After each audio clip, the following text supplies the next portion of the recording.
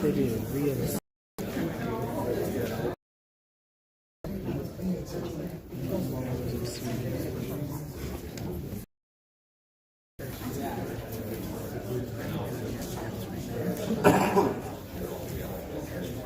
Except the room is empty.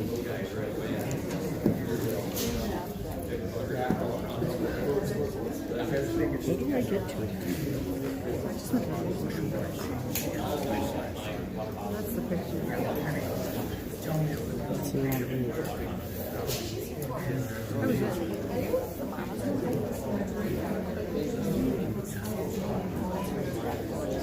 Share. Here. Citizens in Still Community.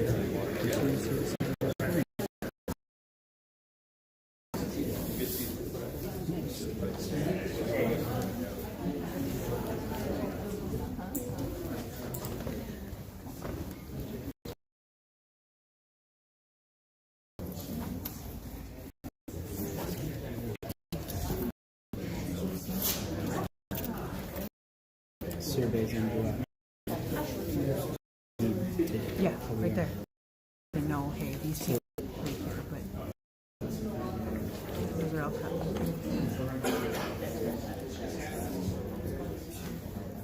we're live now. We're live. We have 10 viewers. 11.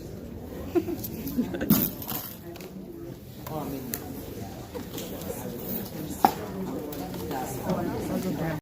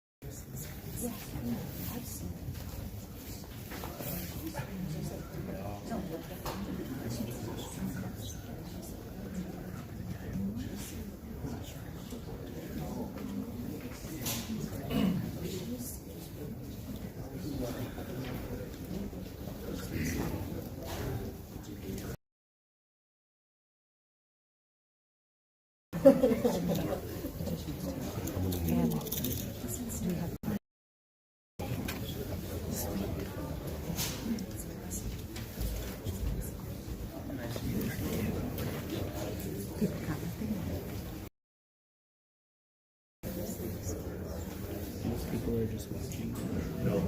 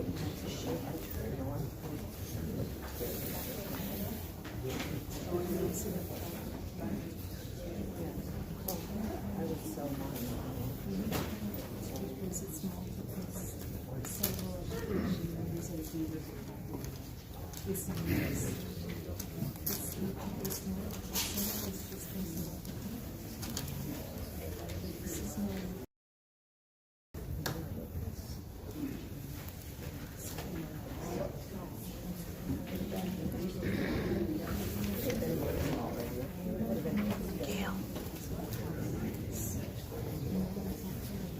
Gail.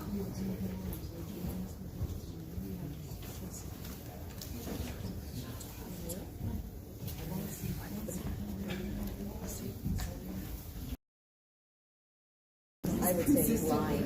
I'd say that's a lie.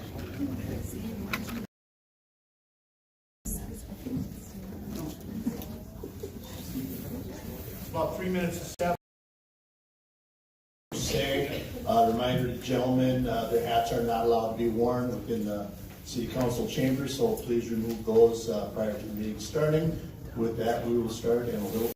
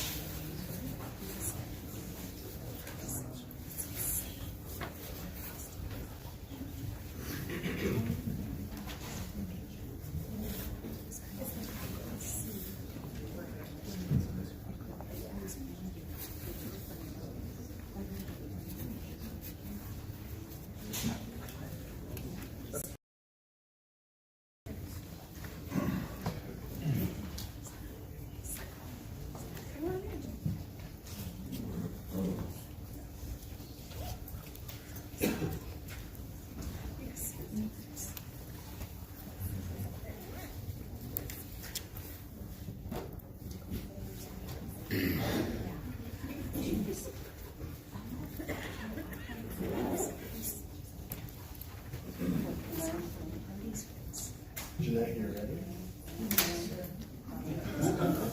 I'm nervous.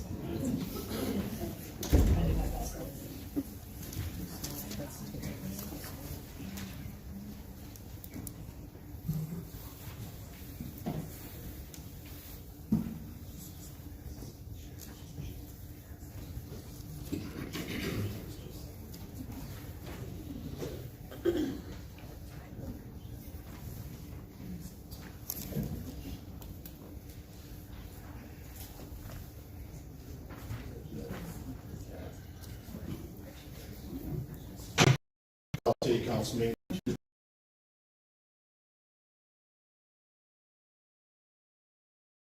McCann. Here. Councilmember Svenby. Here. Councilmember Rainey. Here. Mayor Jessup. Here. You have 6 council members and the mayor present. Thank you. Would everyone please rise as Councilmember Burbank leads us in the pledge of allegiance.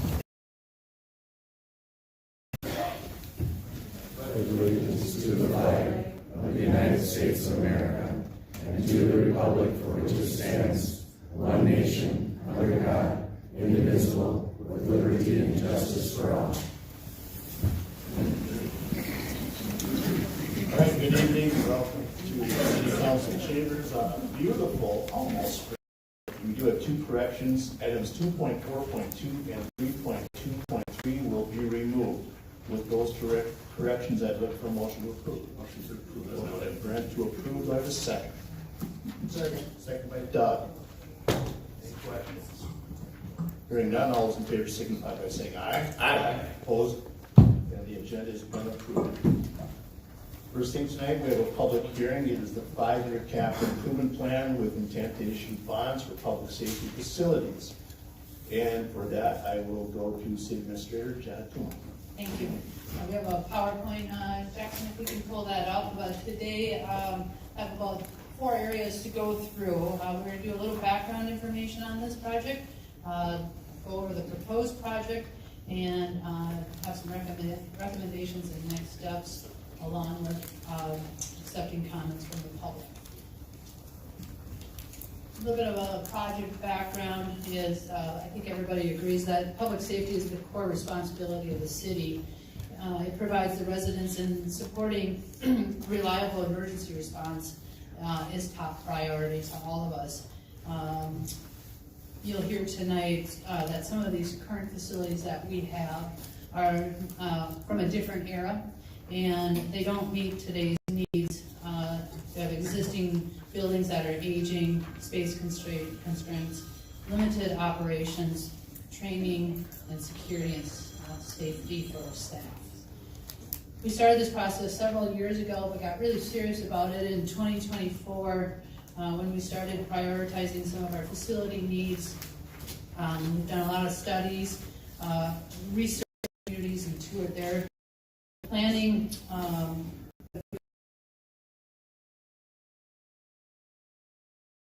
On site with additional analysis and site evaluation to show that 2 separate facilities was the best to support the effective operation and the future needs of Owatonna. The next steps will focus on, in 2025, the City Council authorized the professional design services that we've been working through the last, I'd say, 18 months, and then working on getting the final updated cost estimated cost, and then to just clearly define the scope that we have on these projects. And so on the next slide, please. I said we began this process several years ago. Beginning in 2022, we really started talking about our facility needs.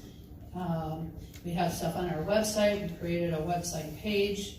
We've been to, I think, approximately 18 city council meetings or study sessions. We have newsletters that go out. We do news releases. They're published in our local newspaper, on our websites, on our and then social media.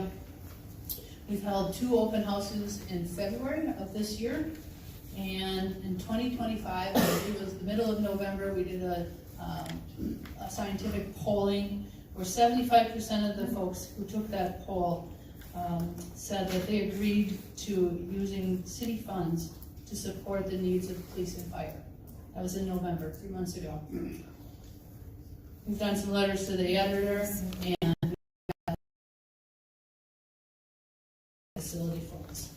I'd like to turn it over to our expert staff. Please, Chief Mandela, if you'll take it from here. Sure. Thank you, Mrs. Dumont. Good evening, Mayor, members of council, city staff, and the citizens of Owatonna. I've served this community for nearly 31 years. This isn't the first time the city has considered a new police station. Leadership looked at this in 2005 and again in 2012. The projects were paused because the timing wasn't right for our community. When will be the right time? Delayed capital improvement projects will only cost us more as we continue to wait. As a local taxpayer, I completely understand the cost impacts of these 2 projects, with both police and fire stations needing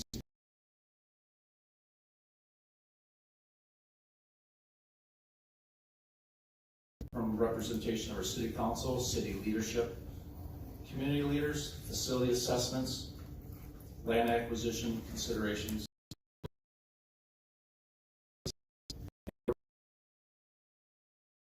and why we need to move these projects forward. We're operating out of a 60-year-old building that was designed as a bank and commercial office space that housed the Carrico radio station at one point in time. The building needs significant maintenance improvements to repair roof leaks, windows to seal cold drafts, HVAC systems. Both elevators were flagged by state inspectors, needing costly repairs or replacements. The building is poorly situated and is vulnerable to where it sits. We have intermittent sewer line backups causing leaks and sewage pump issues. Safety is an ever-growing concern for the community as well as our staff. The structural and layout design of the building is not efficient or effective for modern-day policing. Crime hasn't stopped, and we continue to face violent offenders.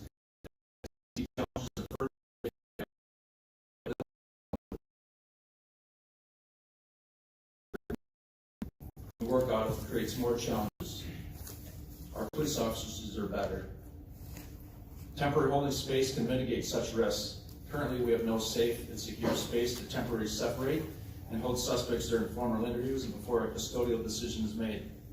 This compromises our building's security, safety of personnel, and non-sworn personnel that help monitor, control, and detain these offenders, and all other support personnel working out of our building.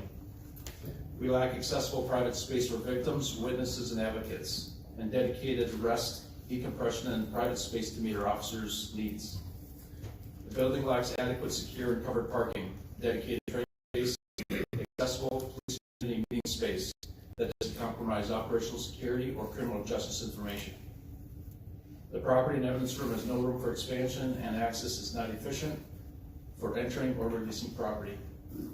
A modern police station would reduce wasteful spending of an aging building and failing building, improve officer safety and wellness, support more efficient processes and efficient policing and training, and ensure we are prepared to meet the growing and changing needs for decades. This investment and decision is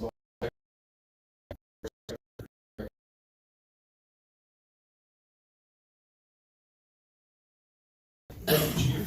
Charlie Socorro, Owatonna Fire. I want to thank you guys all for the opportunity to talk before you. I am working on 19 years with the Owatonna Fire Department.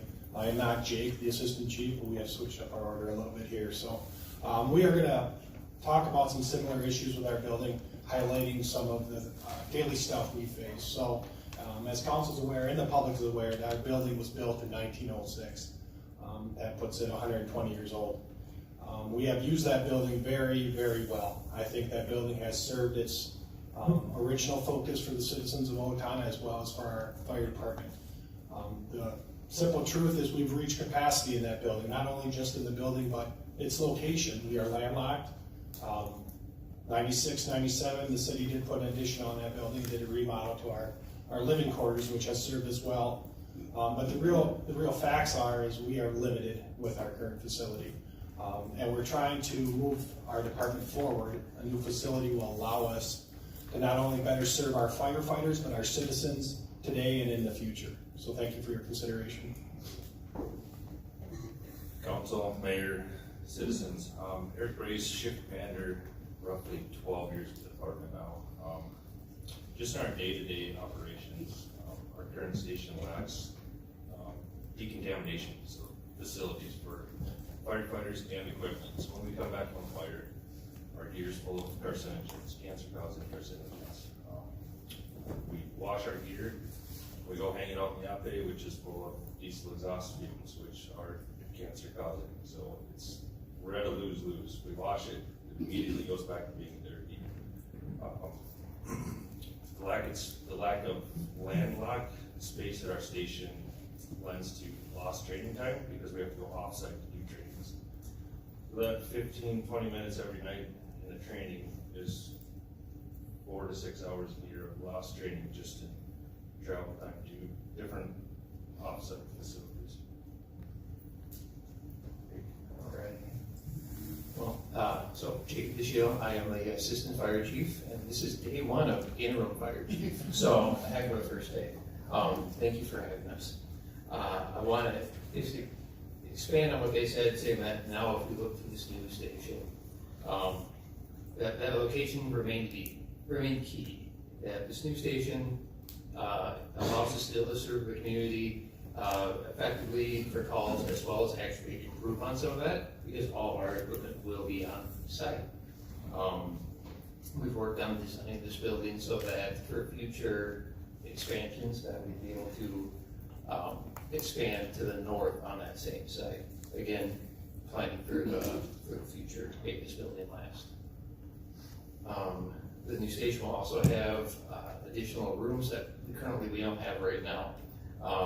My office used to be a laundry room, and I can tell you that it feels like it was not an office. I get a lot of grief for my heater that I use. We also will now have the ability to have a mental health office in our new facility, and that is something that we just don't have right now, and it's a very, very important part of our service that we're lacking. And the last point I had was our firefighter living quarters are going to be now set up in a manner that if we add full-time staff, it's going to be that much easier to do that. Currently, it's not set up well for that. I want to say thank you to everyone for being here. Thank you for your time, and that I ask that you view this as an investment, not just in a new building. It's an investment in the people who are serving the community, protecting. To finish. Certainly. Process to date, the actual process from a statutory perspective that the city would have to undertake in order to issue what we call capital improvement plan bonds. In the state of Minnesota, under statutes established by the state legislature, you may issue bonds to support central public facilities such as police and fire stations. It's applicable under Minnesota statute sections 475.521. And that you can essentially put together what we call a capital improvement plan. This is a little different than the capital improvement plan you can consider as part of your regular budget process. This is what we generally refer to as bond CIP. And it is put together really to meet the statutory requirements established to issue bonds under this particular section of Minnesota state law. When the CIP is put together, the city must provide detailed estimates of expenditures and funding sources for the project. And at this point in time, the contemplated funding source would be the issuance of capital improvement plan bonds to support the balance of the project. It does require you to make specific considerations and to determine certain findings in order to move forward with issuing bonds. You've heard many of the presenters speak to these topics, but they include the condition of the existing infrastructure, the likely demand and estimated cost of the proposed improvements, available public resources, the level of overlapping debt that the city is obligated to pay, the relative benefits and cost alternatives for the use of the funds, considerations of operating costs associated with the proposed improvements, and then of course the opportunity to share facilities either internally, as mentioned earlier, or potentially with other local units of government. As you know, the copy of the CIP is on file at City Hall. It is also included in the agenda packet this evening for your review and consideration. As a part of the process, you must hold a public hearing, which is why we are all assembled here this evening. You may recall that at a council meeting last month, you had authorized the city to call for a public hearing, and under Minnesota state law, you must publish that notice in your newspaper of record within 10 to 28 days of this public hearing to make sure that the public is aware of the opportunity to speak in the capital improvement plan and the projects that are considered within it. Speaking specifically to the projects themselves, you've heard about the police and fire station. It's worth noting that the total cost of the projects are at a reasonably maximum estimated project amount of $65 million. That is for both facilities. I know we had heard through the open house process that there was some concern about is it $65 million for a police station and $65 million for a fire station. It is in fact $65 million within the community. So I just want to make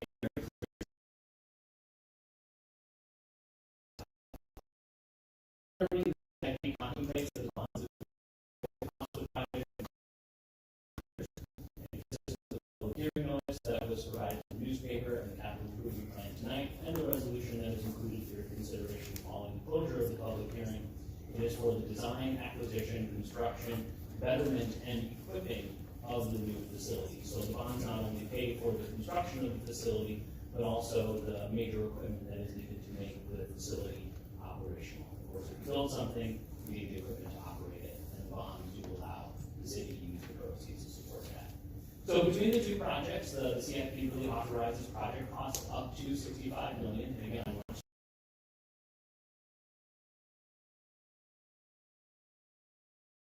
if you were ever to exceed this amount, you would have to go back through this entire process again.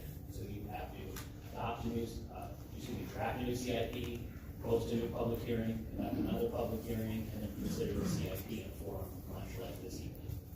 The thing to also stress is that the city may issue the bonds in one or more parts. So ultimately, the consideration is the not to exceed amount, but the city could, if it wanted to, at some point in the future, issue the bonds in multiple series. So you just have a separate series for the police station and a separate series for the fire station, but we just have to make sure that in the aggregate, they don't exceed that $65 million not to exceed.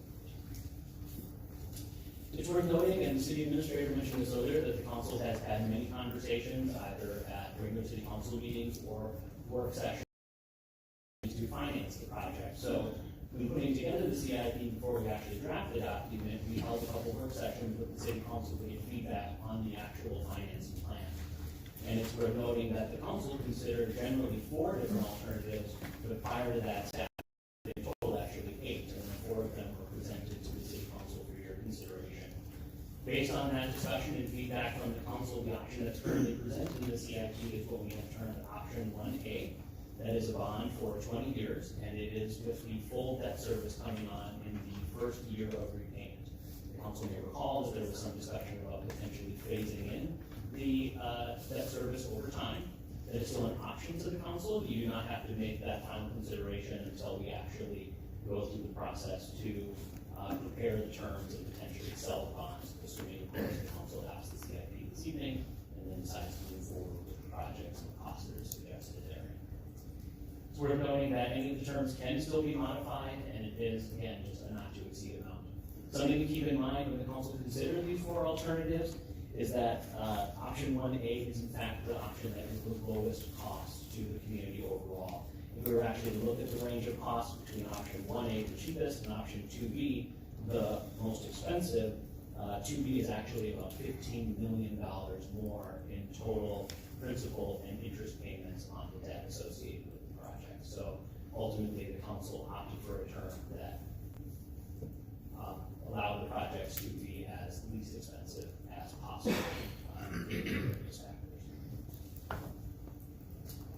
So ultimately, you may ask yourself, what does this mean for property tax owners in the city of, property owners in the city of Owatonna?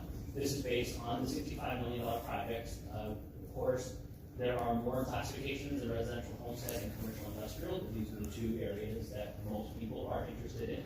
I would note, and the city administrator mentioned earlier, that the city has a website that has a full property tax calculator on it.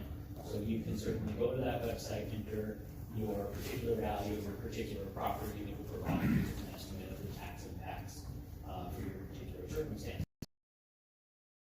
That for that typical homestead, we would imagine somewhere around $35 per month being the cost associated with making a significant early generational investment in police and fire facilities for the Owatonna community. Something else to keep in mind is that Minnesota offers some tax refund programs. You may sometimes hear these referred to colloquially as circuit breaker programs. There are 2 primary ones, others available to folks that maybe are having some challenges paying their property taxes. The first is the Minnesota Homestead Credit Refund. This is applicable only to folks that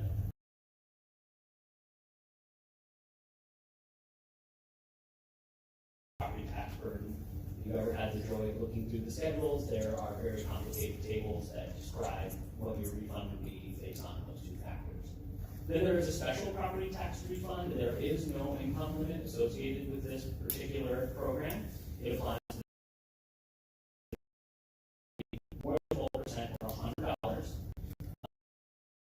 on a basis, and it cannot be for any improvements that you yourself make to your property. So the state of Minnesota will not cut you a refund if you happen to put a bunch of money into your kitchen one year. But for situations like this, where perhaps there is a large generational investment in public facilities, there would be a one-time refund available to people that meet these requirements. And again, much like the homestead credit refund, it is proportional based on the amount of property tax increase.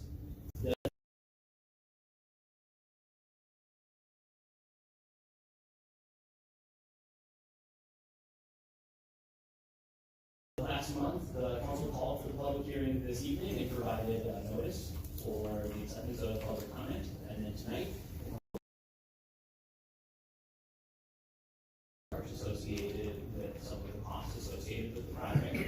And then right now, in May or June 2026 is when the council would tentatively plan to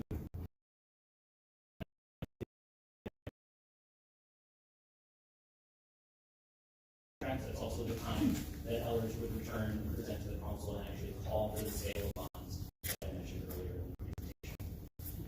Later that month, we would come back and award the sale of the bonds, and then depending again on timeline and how the month ends and following month begin, then you actually close on the bonds, and that's when you get the money to actually start paying for the projects. So ultimately this evening, Ellers recommends the City Council, given all of the process to date and all of the things that you've heard from the various presenters, open the public hearing to accept comments from the public. And then assuming that you are satisfied with the comments that you received, we would then ask that you close the public hearing. On closure of the public hearing, it would then, if the council president deems it to be in order, the opportunity to consider the resolution adopted.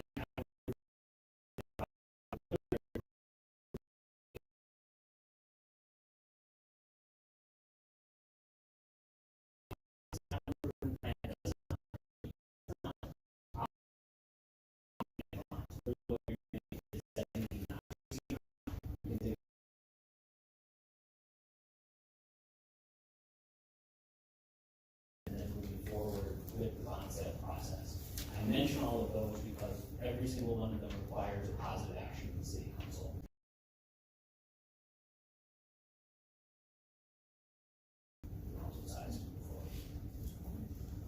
So with that, I'd be happy to answer any questions about financing. Of course, there are other subject matter experts here to answer any questions the council may have about the project itself. And as mentioned on the last slide, if there are no questions, I would then recommend Council President that the council consider the public hearing. Thank you. Jen, anything else from you? I don't have anything further. Okay, so before we open up the public hearing, a couple of reminders. My assumption is there's going to be a lot of people that are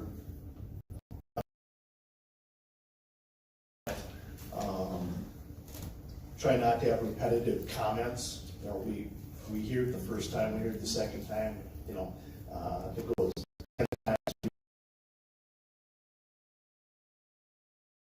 up. We ask that you sign in, state your name. You are anyone wishing to speak, please come forward.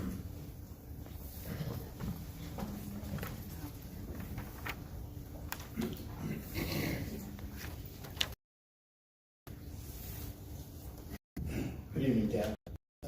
Involved. So what's really going on here is and so they're just trying to push it. And you're talking to them, trying to sell to them, and that's. I know they're using dollars to the Ward Police Station, and I didn't even know that there was a study going on. There was nothing posted, there was nothing pulled out, there was no comment on it. And I think it just showed on the and said, you know, they're to do vote that citizens choose. That's all I got. Thank you.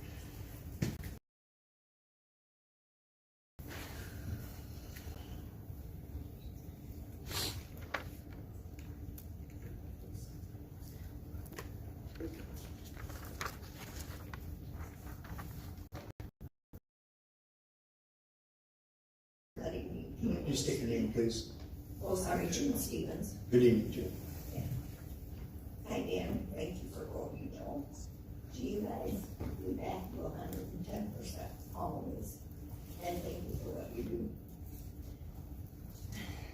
My problem is with building on these grounds.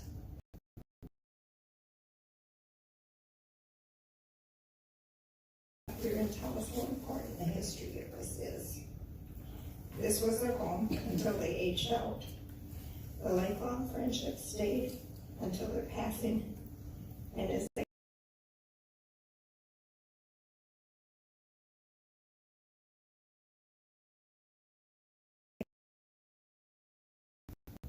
older, they picked apples and giggled and laughed running and playing where our children and our grandchildren and local kids come sledding. Just 3 days ago when we had that snow, they were up here sledding. I come, and thousands of people come to hear the legacy of the state school and these grounds. These are sacred grounds and peaceful. And for those that lived and sadly died here, need it to stay that way. Please don't destroy the West Hills. Another point is when I was going to retire, I figured it all out. I was going to be fine. I asked for my taxes so I can pay my fair share to Owatonna. But my payments have gone from what we were told, $20 a month, to $200 a month. Owatonna can't afford it anymore. Now you want to increase that again and destroy one of Owatonna's finest historical sites yet. I ask you, please, don't put the police station on the West Hills and destroy this beautiful, sacred place. Find a different location, or better yet, remodel an existing building, which we all don't agree with. Listen to the people, we the people who voted you in, and vote no. With the economy and the push for saving our green space, please save this green space. Thank you. Thank you.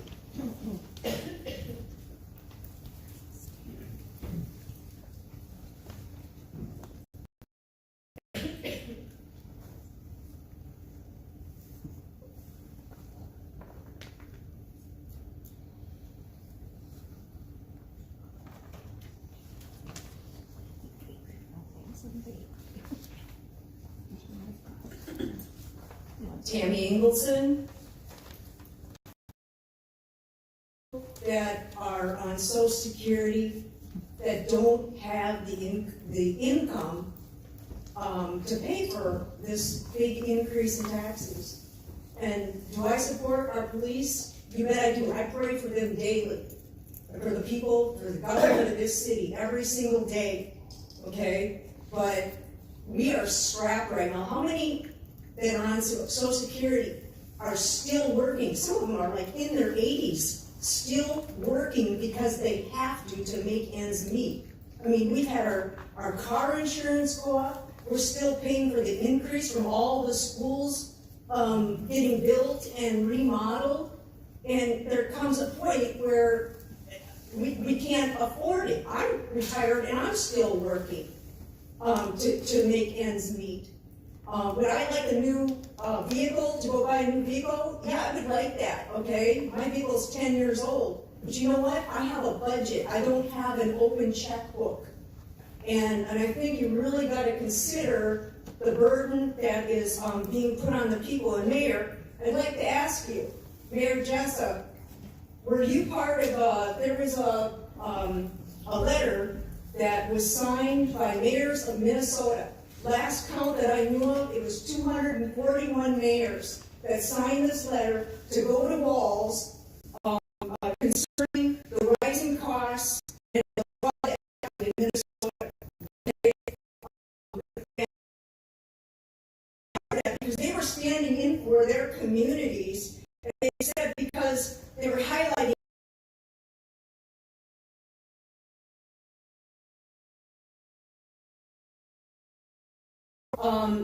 they saw firsthand how these decisions were having a ripple effect on their cities. And I'm talking some of these were looking at, because their facility, their government facility, they're using little children's toilets. These big communities that have big medical facilities and stuff bringing in all the money. We're Owatonna, and I just think you've got to listen to the people in this and vote no on this. I've been in the community. I ask the business people, do you go out there and talk to them regular? I've been asking them. I said, what do you feel about this, about having a big increase in your taxes? And I've yet to hear anybody that said yes. They're like, you know what they've said? They said, thank you for those of you who have been going to those meetings and standing in there for us because we can't even leave because we're still working. There's a lot of people that aren't even here tonight that can't be here. But they're glad that there's ones of us that are standing up for them. And just remember who voted you in. Okay, you're supposed to work for us. That's who you're supposed to work for. Us. We the people. This isn't so that we can work for you to keep paying more tax and more tax and more tax. And look what's going on in the world right now. Look what's going on. There's a lot of unrest right now. With the war stuff that's going on, with the fraud that's going on, and let's just burden the people of Owatonna more. Think about that. Think about that. I hope people will be in prayer and asking God for his decision, because that is what I'm doing. And I surely hope I don't have to shake the dust off my feet to get a reaction. Thank you.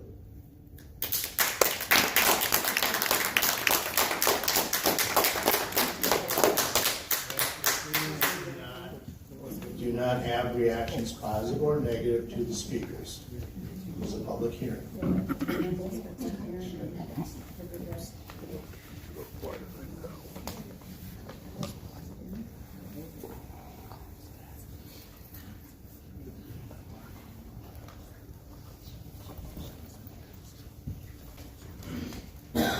My name is Jordan. I want to kind of offer a slight juxtaposition to her concerns in terms of people in retirement. Good evening, Jordan. More so towards people of our age, said the average household cost in Owatonna right now is $300,000, which at a 20% down payment would be $60,000 saved in the bank. I don't know about you guys. Can any of you tell me what the median income is for the state of Minnesota right now? That's not a rhetorical question, it's a real question. Do you know the number? Because I do. It is $51,000, or $54,000, correction. Do you know what the median income is for Owatonna? $71,000. Do you know what that number difference is? 17,000. It means Owatonna is effectively making about 1/3 more in terms of the rest of the state. We're a town of 27,000 people. I'd be very curious to know how many of those people are the ones that really account for that extra median income. $48,000. My point with that is, people my age and younger, Social Security at this point. We already have 2 different bonds out for the repairs of elementary, the rebuilding of a new school. Now you want to add another 20 years. Calculate that out, it's at $65 million in terms of paying that back. I calculate $3.25, $226 a year per person. That's not including interest. But I don't think it's being taken into account. Normal middle age or a middle class. If what you want left are people, how many people are in registry right now in the about rising crime and the need for more policing to be able to do the job? I mean, we're 2 years ago, you'd see with the drug court system. That catch and release concept has not been the best. I would 100% agree. Also being put that no more than 65 million. We use 35. You just use all of it. 35. That would simplify that. The other part of the language on that is,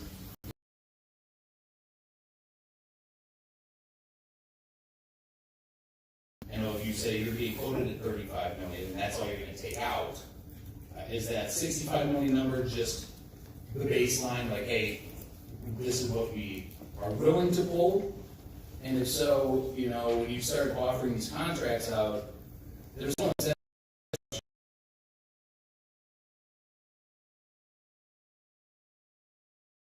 I just would be also curious to know my rent is gonna go up. I'm already paying $1,600 on a house that sold for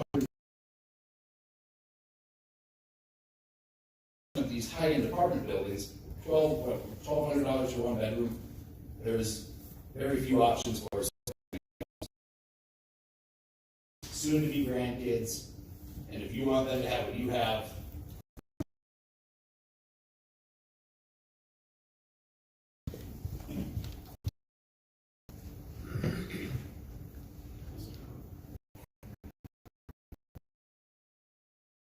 Ariel Alistair Hunter, proposed.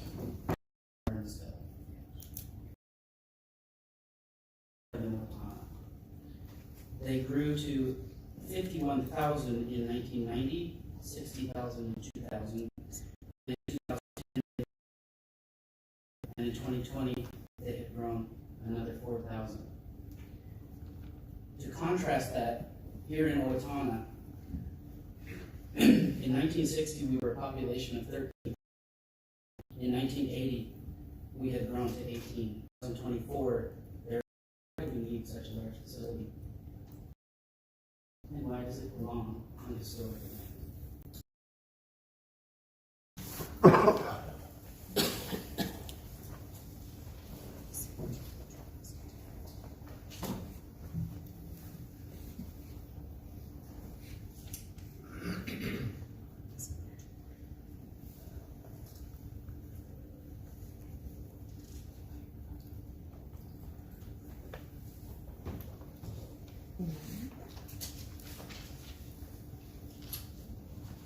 Hello, my name is Carl Lehman, live on Glendale Street, right across the hill. First thing I was gonna say, I guess I don't have to much, so that he doesn't wave at me again. Sorry, I didn't hear what you said. But I look back, Dan Bolke, quote in there. Dan stated, "I have a strong sense of right versus wrong. I'm dedicated and disciplined, and I look out for a small guy, having grown up being the small guy. I have a healthy respect for those kinds of folks. I will be true to our pledge and spend taxpayer money wisely. I know I can stand up, member of this council. And I would like everybody else to try to do the same, as Dan had said at that time. He is the one now that seems to be the only one at this point that is against this very big police station. Not that I'm against the police station, it's just that this is too expensive, and the location. For example, we got 48 stalls in there for cars, but there's only roughly 20 cars, as I was told. Why so many? You put that many underneath, and then you're gonna have to air condition in the summer, you're gonna have to have heating, 60, 65 in the winter, and then with that big of an area underneath all the people above, you're gonna have to do something about carbon monoxide, because it's gonna go upstairs to everybody.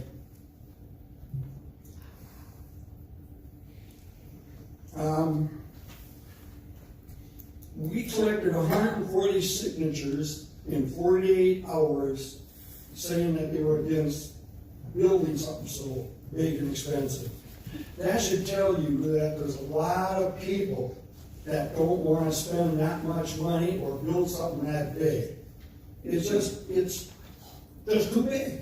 You know, there was very few, well, I should say, 2 people that said, I gotta learn more about this. Other than that, everybody said, we're a waste of time. So, something to keep in mind. A lot of people here do not want it. I can also list all of the needs and wants that have been mentioned the past several years through the city, you know, from new fire trucks to stations to other things, street work, and now they bought some building, an old car wash and everything. I totaled it up. That's over $195 million. Plus interest it's going to cost the city. Think about it, $195 million, that's a lot of money. How does anybody expect retirees, as some people say, retirees that stay in town, if the taxes go up. For example, our house, taxes went up 22% last year. That's a lot of money. It was already quite high and it kept going up. This year, the proposed is another 5.2%. And as I mentioned, one other meeting long ago, when I questioned last year with the assessor why it's so high, when you got this big backyard that goes 2 blocks to the north and 2 blocks to the west, and you don't know it's called West Hills. Well, second time I've heard that since we've been there. When we bought the house in 1986, we were told that too. My wife and I both grew up on a farm. We wanted some open area. We could have got a little bit cheaper house up in the north end, but we saw this and we paid extra for it. And now you're going to take it away, plus taxes are going to go up again, even though we don't have that. Not only did the taxes go up because of value and everything else, so did our insurance. And this past Monday, March 2nd, I saw on the Minneapolis TV program, there's a bulletin on there. They're talking about the taxes, property taxes in Minnesota. Everybody's worried about them. They say they're going up for everybody. Now this is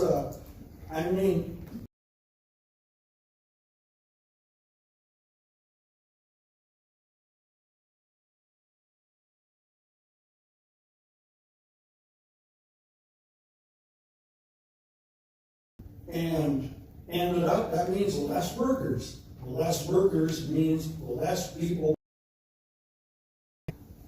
Example, Owatonna, and this was stated over here just last month. And they had, in the past 2 years, 1 year was 10 new housing building permits, another year was 15. Way back prior to 2008, where this economy helped that go down, then it was between 200 and 300 per year. And so I did some research.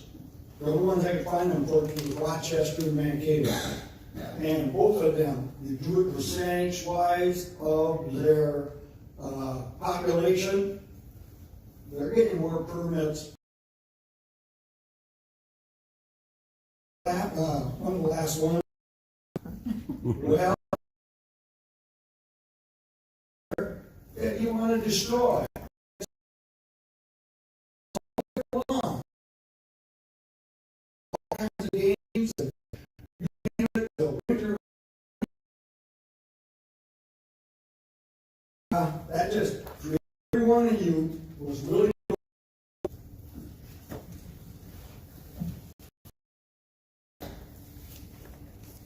Hi, I'm Myrtle Schrader. I've lived in Owatonna all of my 88 years. I've seen a lot of good, but I've seen would care to wear it. I might have to take it home and make it into a scrub rag. What do you think? Yeah.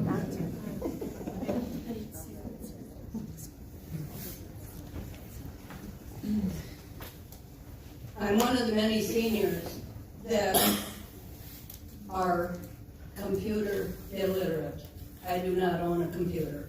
So my chief source of news in Owatonna is the Moving Prairie Times, and I certainly appreciate them and all the fair input that they've been giving us. The council before us was elected by all these taxpayers, and they were, like the gentleman before said, I wish I could find your campaign promises, because they did not include what we're discussing tonight. You were voted because you were treated fairly, responsibly, morally, and in fact, I voted for several of them, and I've been so thankful for everything they've done, but I'm not happy with what's happening right now.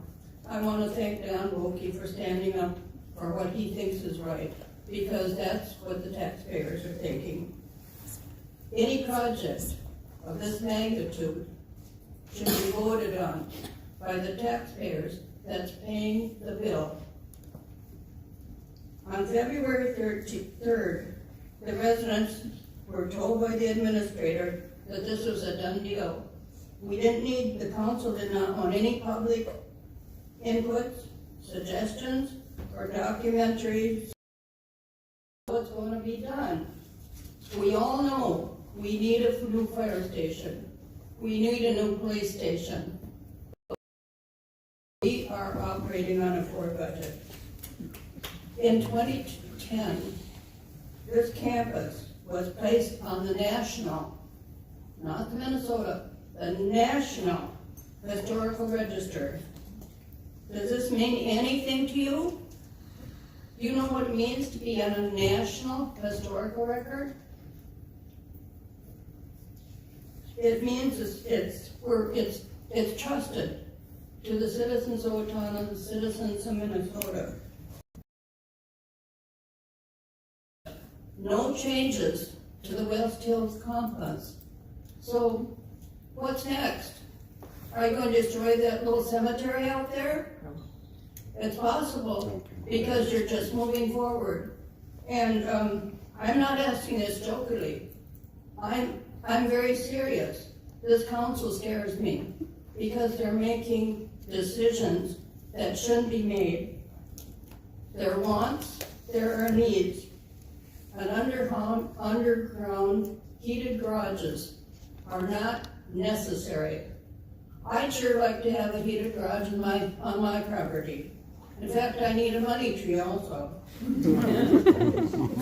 Neither of these buildings should be built in a residential area.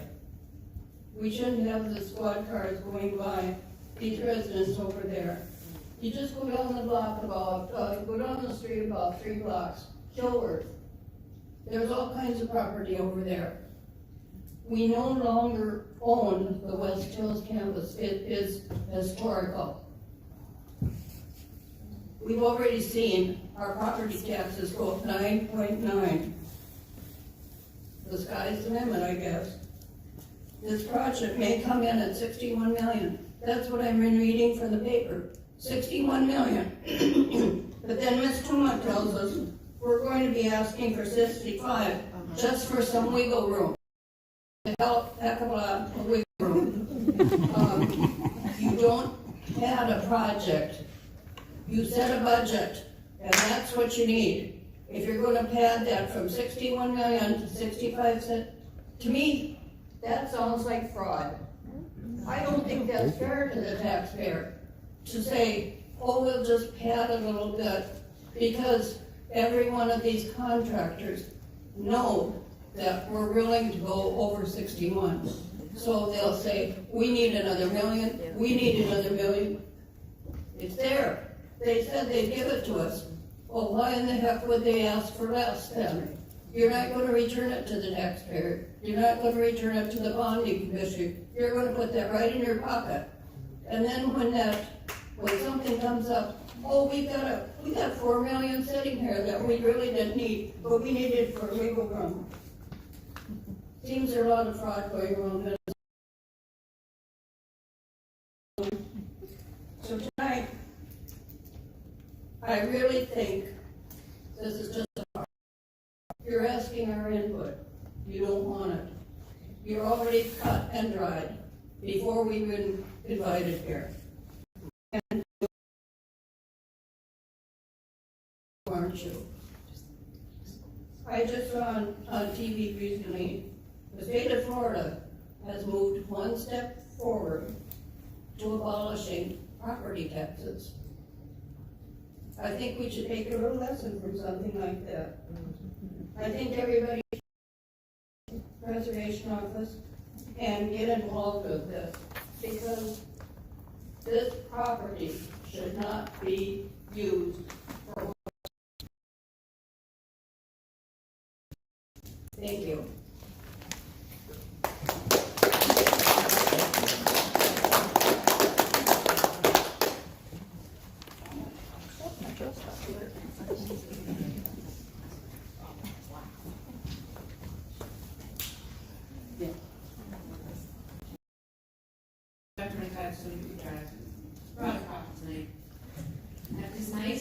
beautiful box. Box in my house. It's a vacation package. You had it in mind for a vacation, but, you know, I picked it up for you. Right now, no worries. It's a timeshare. So it's a package that keeps on taking. Does that make it better? Because that's exactly how residents feel. There's a big shiny package in front of us. And sure, it's $20 million. This isn't about whether residents shouldn't be handed a no expenses paid timeshare when what they ask. And just for ethical purposes, because that might be considered a bribe that keeps on taking. Thank you.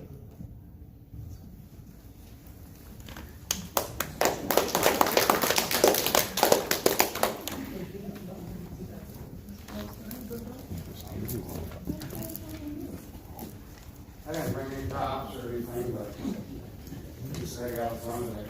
My name's Kevin Dillamuth. Put my name down here.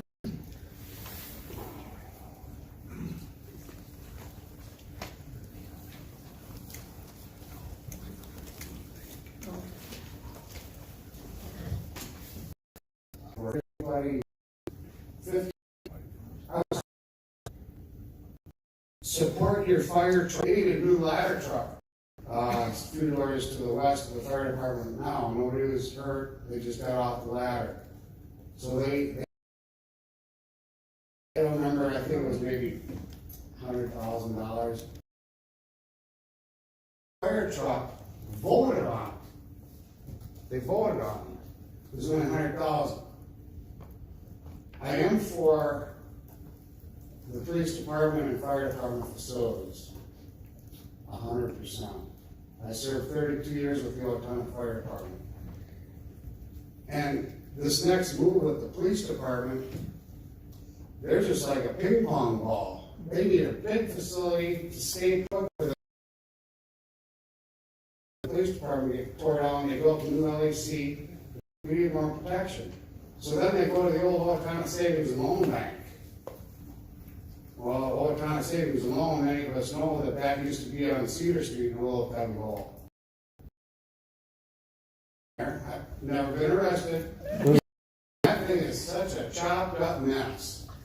It's like take a small apartment complex in the city of Owatonna, and you've got this cubby hole and that cubby hole. You know, I agree with them. They need a bigger facility. Heated, air conditioned in their garage bay. Why not? It doesn't that cost much more. They're partially underground anyway. You know, they need a facility. And so what, 40 some vehicles? 42 squad cars yet. 25. Big building. Build it big now. It's like enough people know me. They call me Billy for Dillamuth. I always tell people, go big or go home.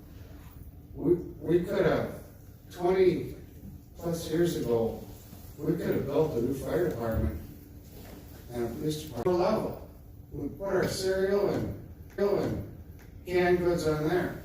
And then it was, and then back then in 78, that was outdated already. Ceiling. And you look up and there's pulleys in the area. What were those pulleys for? Those were for the old, he was in the middle. He still slid down the pole. All of us, 10, 12 of us, we all slept together in one big room. That's where I learned to snore, by the way, too. So then, many years in the fire department in the late 90s, it was discovered that the stress on the floor was too fragile for these trucks. We're out of the horse and buggy days. We're moving into the big area now. The trucks and equipment are getting bigger and heavier because our buildings are getting bigger and taller. We can't put up for the bigger trucks. All the trucks are on slab on grade. There's no basement under there for safety. And that building was scrapped when I was there. I retired. It was scrapped back then, you know, and the OSHA standards and laws are getting more strict.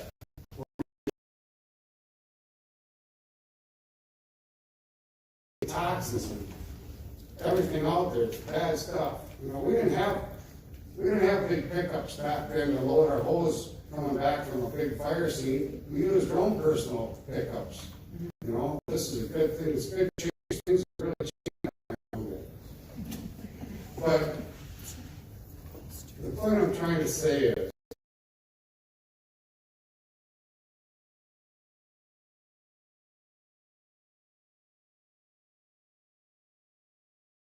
to get us by.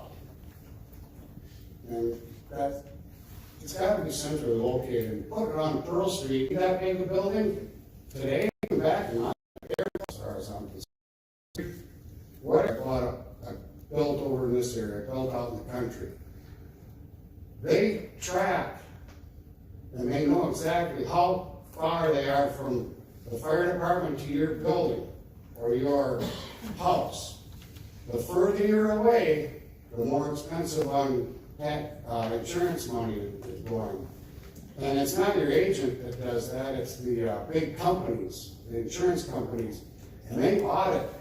Maybe they audit Jeff, I don't know, but I know they audit the fire department all the time because my question is concern is,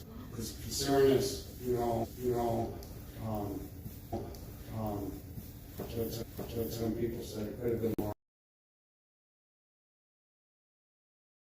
It's got to be a vote for the people that are actually paying for it. And I already calculated my house, and I'm willing to put up with that $60 a month or $50 a month or whatever. So by the time that's paid off, I'll be almost 90 years old. So our grandkids, it's for our grandkids. Facilities firsthand, and it's clear that modernization is now than it would have been back then. But the same can be said about the future. The needs of facilities will not serve our community well in the future. A single location that aren't inside an old bank vault and more. These needs are real, and most importantly, they've been validated by those who dedicate their lives to protecting our community. I also want to speak for a moment about the site selection for the new police station. I believe that West Hills campus is an excellent location for this facility, and it's a very prudent use of city-owned resources. This campus was purchased by the people of Owatonna in 1974 to serve our community. It's true there's an abundance of history on this site. It's also true that this history will continue to be preserved with the construction of a new police station. We aren't removing buildings, we aren't redeveloping or commercializing large parts of the property. The new law enforcement center is simply another way this campus can continue to serve the people of Owatonna for years. Thank you.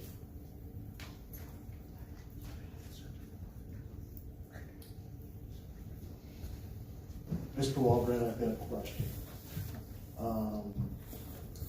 I'm asked if we could do a pause for a restroom break. Councilmember asked if we could take a pause for a restroom break. Is that? Thank you. Good evening, and your impact on what they can spend. I don't want to be sitting here 20 years from now that these young ladies have been doing and saying $120 million for a new police station and fire station, $150 million for a new police station and fire station. I'm on fixed income. I can't afford that. There's always going to be an issue with that. If we keep, you guys are in a bad situation that needed to be made. The school district 30, 40, 50 years ago, they kept coming on to this generation. And it's unfortunate that the burden is that if we keep pushing it off, What's procedure? If I could, Mr. Walbran?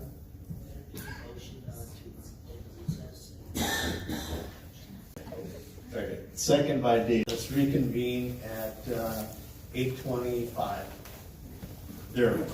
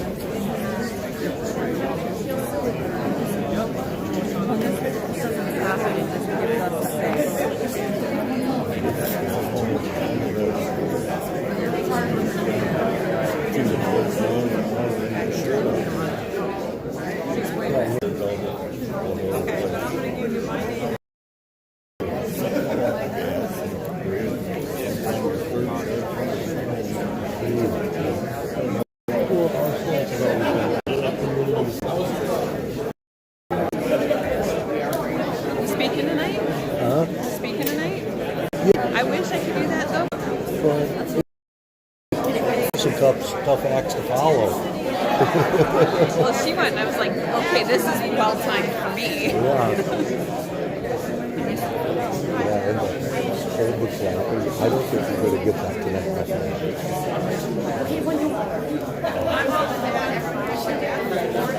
Make sure to bring one of our many overtaxed seniors tonight. Yeah. I think there's a lot more than going to speak. How long did that to get to? 30 days. And we can start collecting the minute they're going on. After they vote this in, then we can start collecting them. Okay, so it has to Until they vote. you know, I just told her 20 times. No. You can. No, I'll swing by your house and get your signature. Either or. So if it's getting too late for you.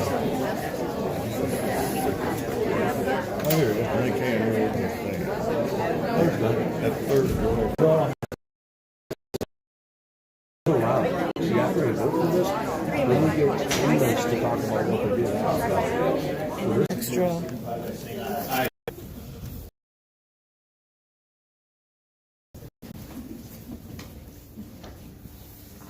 Does anyone else wish to speak this evening?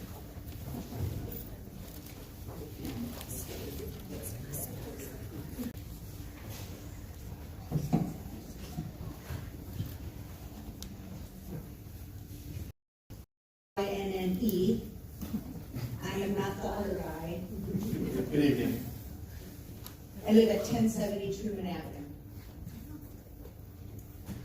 Born and raised here, moved away and lived in Arizona for a while and moved back. I just was going to give you an estimate, a $400,000 house in Owatonna. If you look it up, Steele County, it's going to be taxed between $3,000 and $6,000. A $400,000 house in the Phoenix metro area, and that includes all of the other types of cities around there, is $1,900 to $2,500. You are taxing the citizens of Owatonna too much. Yes, we probably need a new fire station. Yes, we probably need a new police station because they are outdated. But my husband and I are in Social Security, and someone else brought that up. I can't afford the tax increase. Where am I supposed to get that money? Thank you. 80-year-old friends and please intermesh together. The other thing is I've only been in town. Issues here. New school, tax. Then the upkeep of the new school, tax. New facilities, tax. City taxes raised. County taxes raised. School taxes raised. It's not just one item that's only gonna raise my taxes $30. It's this item, and then that item, and then that item, and then that item. And they're on for 20 years. Well, within that 20 years, well, guess what? We're gonna add another item, and another item, and another item over that 20 years. So there is a real concern of people feeling maxed out, taxed out. And I don't know if the budget and still be what you guys need. But I think we would budgets. 249.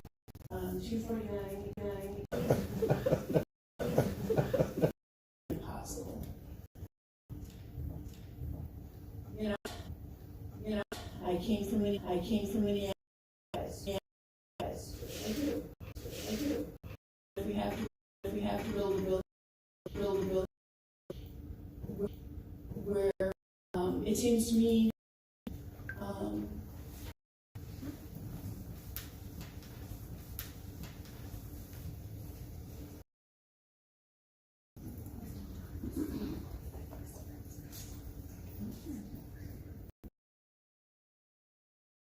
maybe the police, fire, guys, that's it. Autos, we're practicing several for months on that. No problem. But here's the idea. Citizens are single parents and are following police like gas was. We could build a city like it's not a black eye on the West Hills. If it does go through, it's there. Everybody's not going to like it. And saying is, there's reason we need to want to buy expensive things. Yeah, you're darn right. But I think what we want and what we need.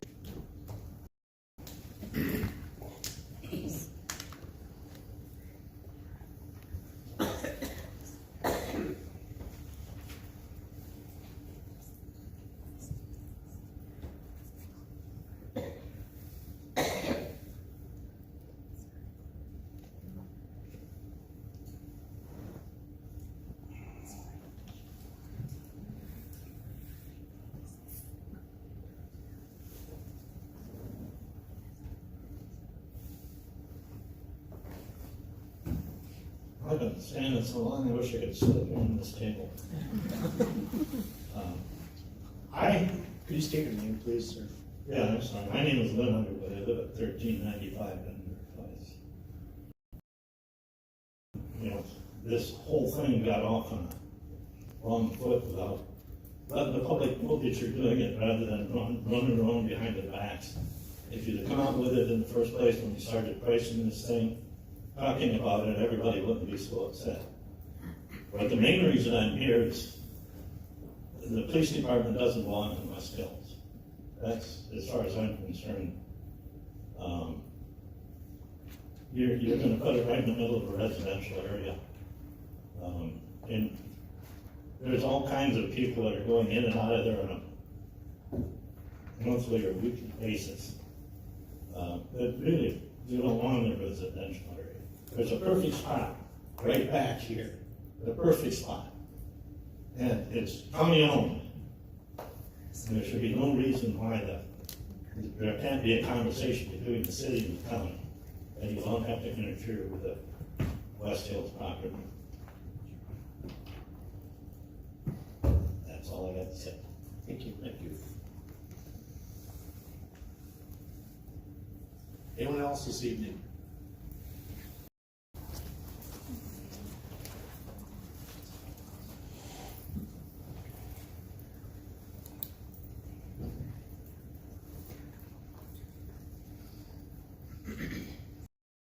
Enforcement, state your name, please.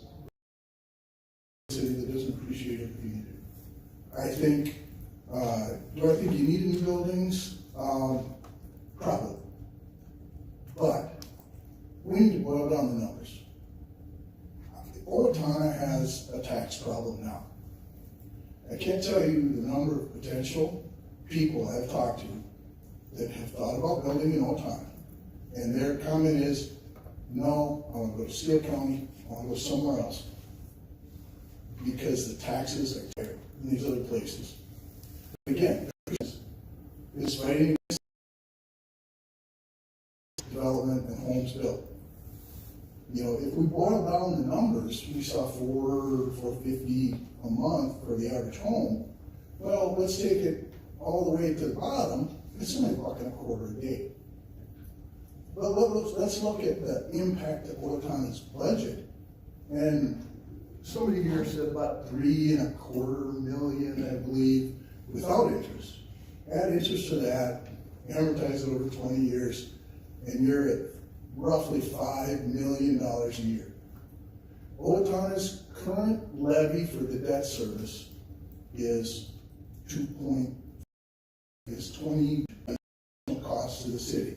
Now, there'll be some savings because we're not doing maintenance on old buildings and things like that.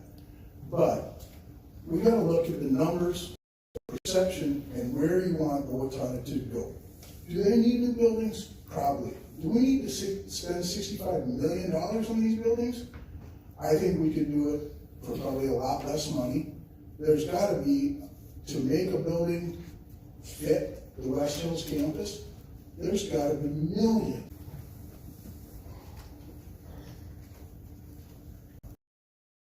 Questions, comments in regards to what's been stated? I just clarify one thing, President Rainey, is I think it's important to note, we heard a lot about taxes and started this process, we came up with, I believe it was 6 or 7 guiding principles, and that was one of them. And sometimes doing the right thing is not always the cheapest. And we are building these for the future. And there was a lot about the size of these facilities here, right? Future, with building for what we need today. But the way the structure is set up, it's to be able to add on to it when that time is there. To the west. So, and then we were compared to Burnsville. I think it's important to know that Burnsville has 2 fire halls, not just one. And building, so it can be used for police services, fire. You heard here tonight, that's other lands have heard centrally located, choice in that particular, not anything opposite of that.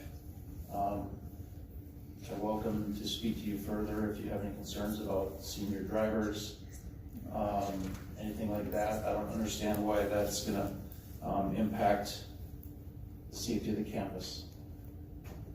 If you're worried about fast police cars leaving the site, the design is gonna put us up right near, just a few hundred feet away from State Avenue. That's gonna be the most typical exit leaving the campus. These are public streets now, so the public is welcome to come through here. But I feel like the campus will be safer and the neighborhood will be safer. We have a resident that lives on Pearl Street, a neighbor of ours down at the law enforcement center. I spoke to him at our open house. And then I said, do you feel safe or unsafe with us being in the neighborhood?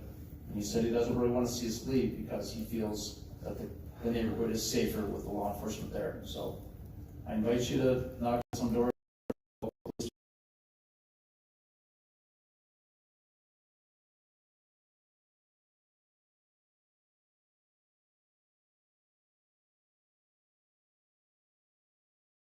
I do feel like the campus will be safer. So thank you for coming out. Thank you for your support. The only thing I'd like to add is echo that. Thank you for being here, for or against. I'm happy that people turned out because they care about the community. And I just ask that just know that everything we're doing is designed this building so that we continue to serve the community. Thank you again. Any other staff comments? Hearing none at this point, I look for a motion to close the public hearing. Motion. Motion by Don to close, do I have a second? Second. Second by Doug. To council questions. Other than thank you very much for coming out and expressing.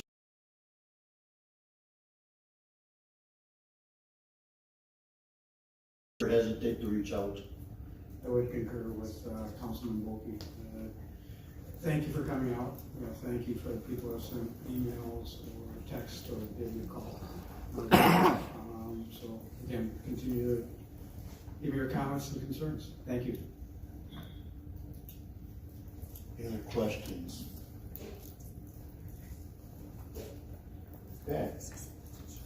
We now have a resolution before us, 1.2.1, resolution 29-26, 5-year CIP plan with intent to bond public safety facilities.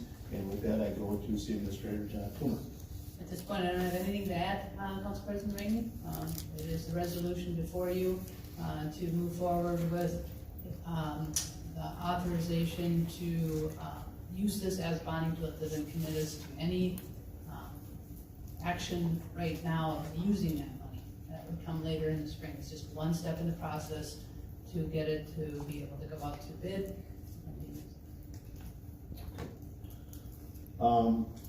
Any questions on this resolution? I just think that the key point here is that Mr. Woody says it doesn't commit us to doing it, and it allows us to go out to seek bonds up to $65 million. I mean, so it does allow us to go and get estimates of what these facilities may cost. Maybe we go and get estimates, the bids come back and they're way too high, and we say, no, we can't afford to do the project. But at least this is the first step moving forward. It allows us to go out and test that market and see where bids may come back for these facilities. Yeah, I came here this evening. Most of the constituents I heard from, their message to me is that we can't afford $65 million because each year taxes continue to rise and families are feeling it. I don't want to tax our police out of our community.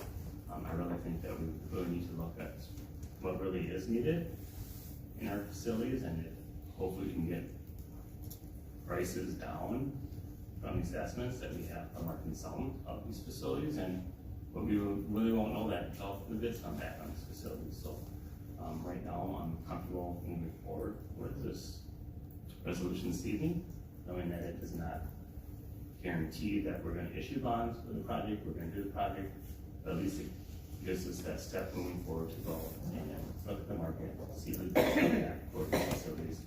At that time, we as a council can make the decision, are we going to move forward with this project? But I will agree that our police department, our fire department, they do need to have adequate facilities to function, to do the job correctly for the community, not just today, but also in the future. So our facilities are tired.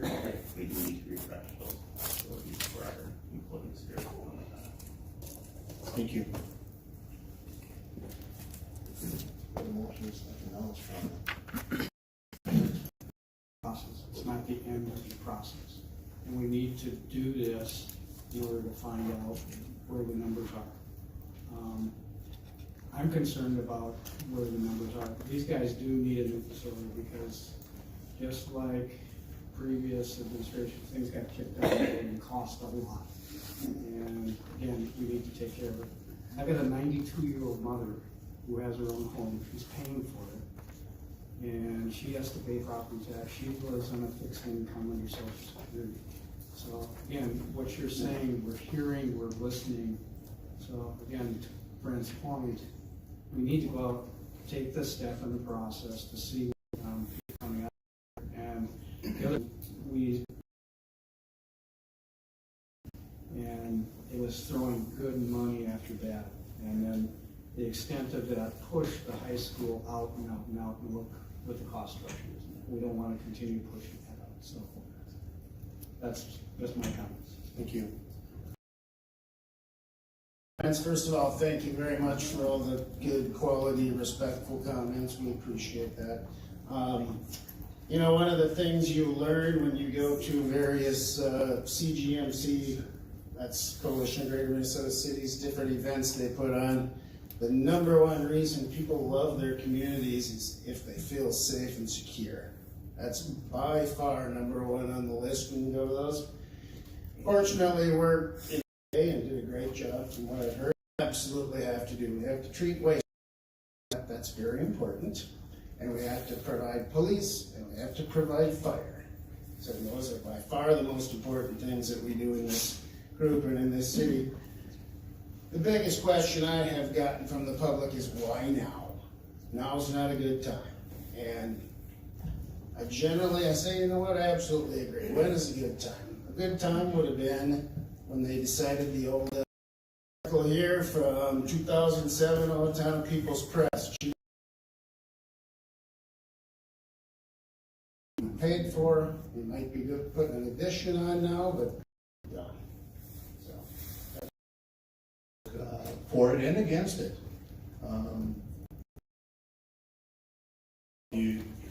If you have it at $65 million, well, then everyone's gonna ask for more. And I know that there are,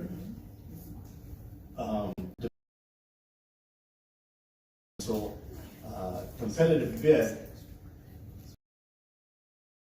these bids together, and they lost the bid by $5 at $2.5.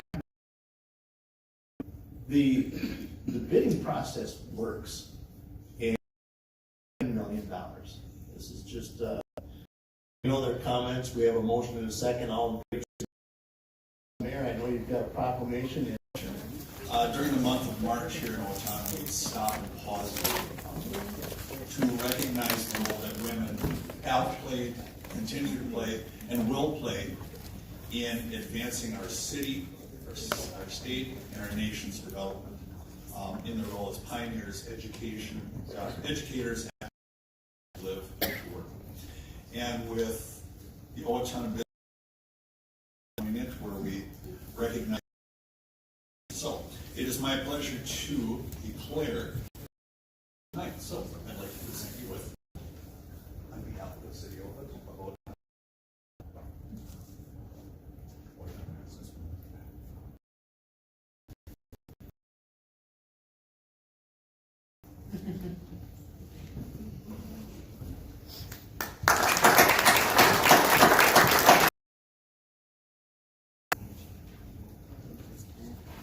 Mr. Mayor, I need to interrupt your second item. I apologize.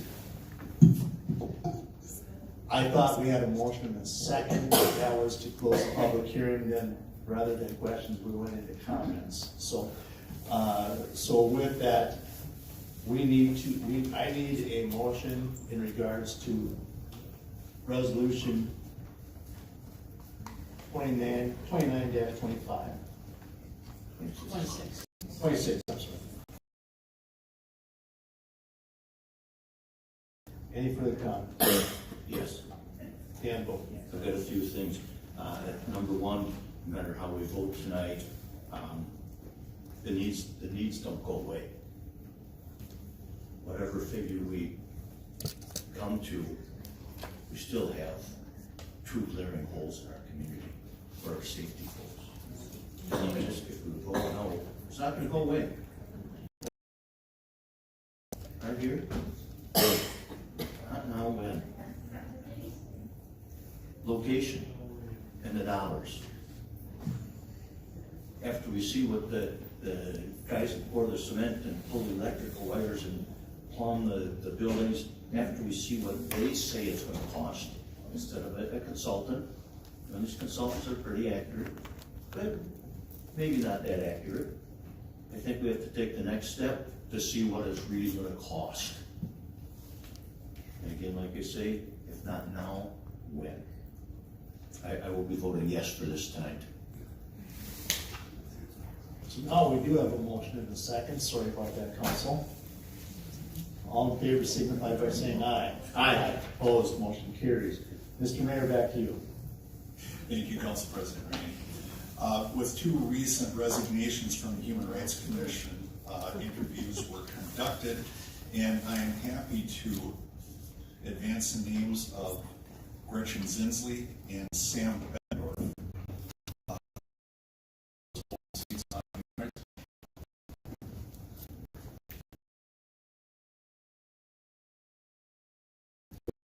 Motion by Don to approve. Do I have a second? Second.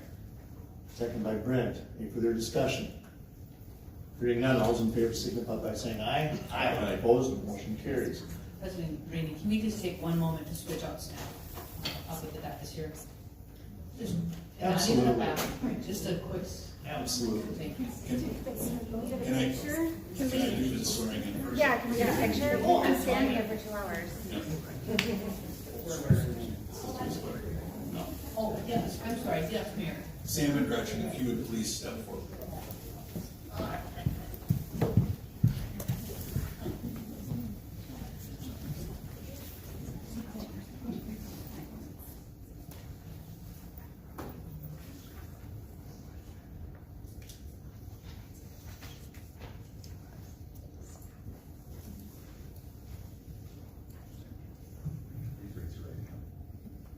I, this is your name, do solemnly swear that I will support the Constitution of the United States, the Constitution of the State of Minnesota, the laws of the City of Owatonna, and I will faithfully and impartially discharge the duties as a member of the Owatonna Human Rights Commission for the City of Owatonna, to which I've been appointed, to the best of my knowledge and ability, so help me God.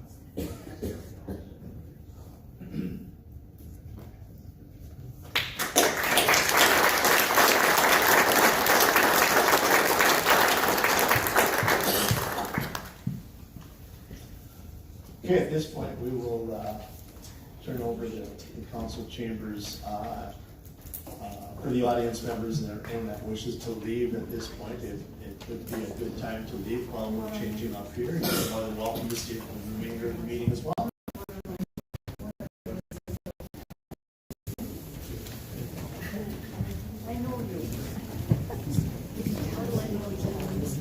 That yours?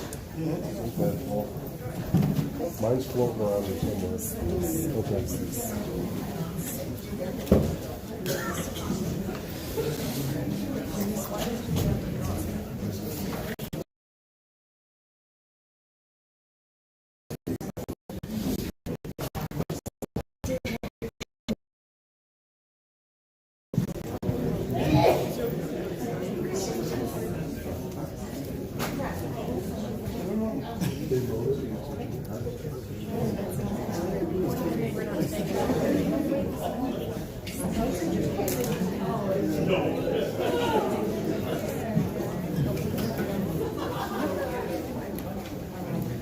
If they go ahead and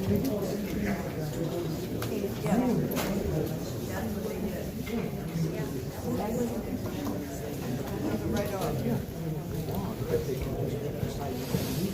Yeah.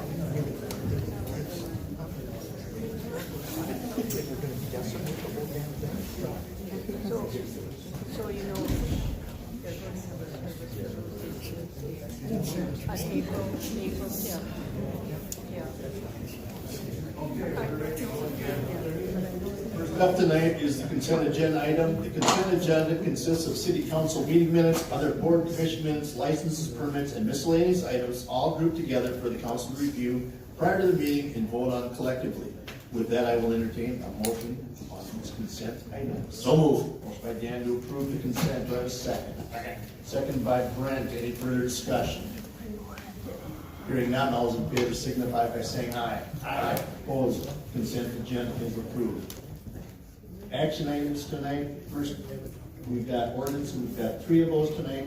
First one is 3.1.1, the second final reading for the proposed ordinance 26-01, just the sanitary sewer rates. And with that, we go to Public Works Director Sean Murphy. Good evening. Good evening, Mayor and Council. Yes, we're requesting City Council's approval of this proposed ordinance to change the rates for sanitary sewers related to Chapter 35 of our 715 Ordinance Code of the City of Owatonna with relation to Appendix A, the schedule of sewer rates, charges and fees, industrial sewer rates, and charges established, along with domestic sewer rates and charges established as well. There's nothing that has been changed in the ordinance that was approved, or first reading was approved by council at the last meeting. We did get an updated rate memo from our rate modeler, AE2S, to add in Medford's proposed rate increase. as they are now a user of our wastewater treatment facility. I'll present that rate adjustment at a later agenda item for council's consideration later this evening. Again, the budget impact is a rate increase will result in increased revenue for our wastewater treatment facility and sanitary sewer fund. These new rates will, if approved, be effective April 1st. Staff recommends approval. Any questions for Sean? Sean, I'm sorry, I didn't totally understand what you said about the Medford part. Will that lower these rates to some degree? No, they are getting the same rate increase as our user rates. So they'll be getting, in what, I believe it was August of 2025, council approved the agreement and addendum which defined the rate structure for Medford's rate for sewer connection, base rate charges, volumetric charges. And the way we set up that agreement and addendum is that we update our ordinances, we notify the city of Medford of the proposed rate increases. Once our ordinance is approved, we come through with a draft or revised addendum to that agreement that also increases their rates at the same rate that we increase citizens over time. Okay, just one quick thing, can you give us an update? I think that's up and running now, is that accurate? Yep, for about 2 weeks now. I think they ran 10 days in February. Smooth? A few so far. Okay, good, thank you. Any other questions for Sean? Hearing none, I look for a motion to approve. So moved. Dan to approve, by a second. Second. Second by Dave. Any further discussion? Kevin, thank you. This being an ordinance, I would ask for a roll call vote, please. Councilmember Boss. Aye. Councilmember Burbank. Aye. Kogi. Aye. McCann. Aye. Spendy. Aye. Rainey. Aye. 6-0. Thank you. Next up tonight is 3.1.2. It's the first reading for the proposed ordinance 26-02. Use of motorized ATVs, UTVs, mini trucks, and golf carts. And for that, I have turned to Police Chief Jeff Mundale. Good evening again, sir. Good evening, Council President Rainey. So on the screen is just a quick summary of what that ordinance looks like. Council received the draft ordinance from Mr. Walbrand's office, and the version that we're working off of is dated February 26, 2026 at 8:37 p.m. This is still this is the first reading of that ordinance. I'm not sure if council had any opportunity to review it yet, but this is just a summary of what the ordinance involves. I can quickly go through it, or if you want to just take a brief moment to look at it, and if you have any questions for me, myself, Mr. Walbrand can be here to field any questions. I would like to point out that this is not the official ordinance and only intended as a reference. Citizens that are looking at this sheet should be aware that it's your responsibility to draft. The pertaining chapters that apply to this ordinance are Chapter 84, 160 in the Minnesota Driver's License Statute. So it's pretty much self-explanatory. This does encompass nearly all of the ordinance. So I would just invite council, if you have any questions, I'm here to answer any questions for you. Any questions for Jeff on this? This is the appropriate time, but there are a few questions, one comment, two not just comments, I guess. Number one, the reason we're really getting after this is liability. We want to spell it out plain and clear that the city has no liability for this kind of stuff. We don't want to be, or someone would get in an accident, we want to be on the hook for that. We're not trying to be Big Brother, but we want that to happen. And also, of course, as everything, there's a few knuckleheads out there that ruin it for everybody, that are driving these things where they shouldn't be driven. They're driving them noisy. We all already have a noise ordinance. But that's why we're getting after this kind of stuff. I do have a couple of constituents question, and I don't know if this has to go back to our committee. One of our folks like to go downtown on Saturday morning. Maybe goes to Wags, maybe does some other shopping.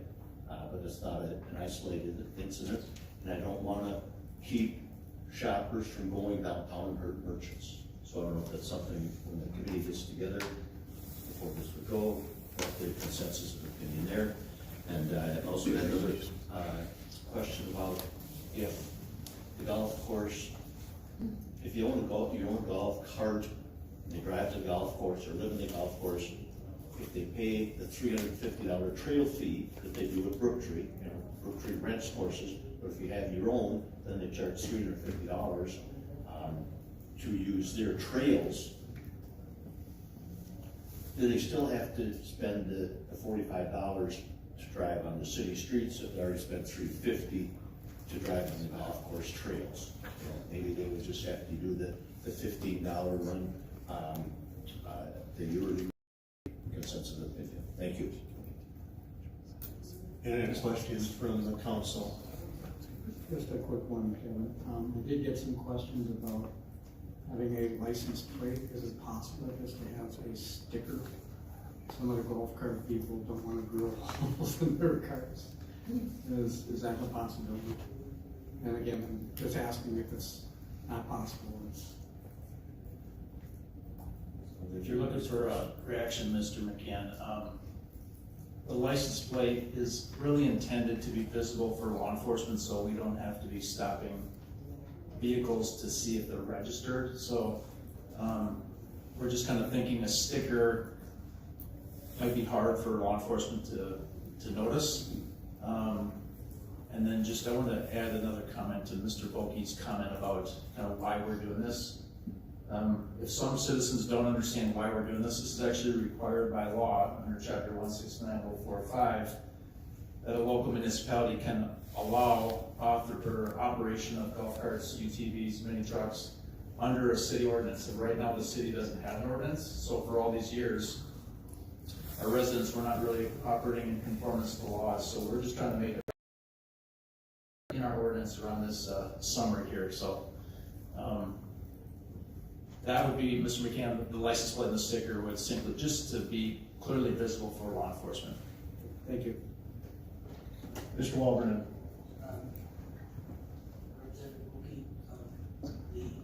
You speak in your mic, please. Persons who have golf carts whose home is on the golf course are the requirement of having a permit, and they have they also have the right to cross from the upper 9 to the lower 9, so that they would not need to have a permit for those purposes. But correct me if I'm wrong, no. Once that's on the street, they need a license. On the car path, on the golf course. That's correct. If you have a golf cart on the road, you need a license. The only the crossing between the upper 9 and the lower 9 is part of the course.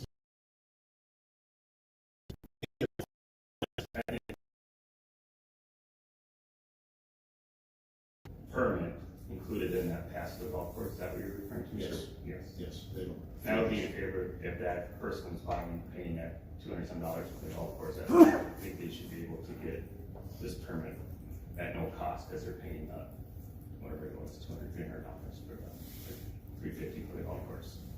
And I would disagree with that because you're talking about two different things.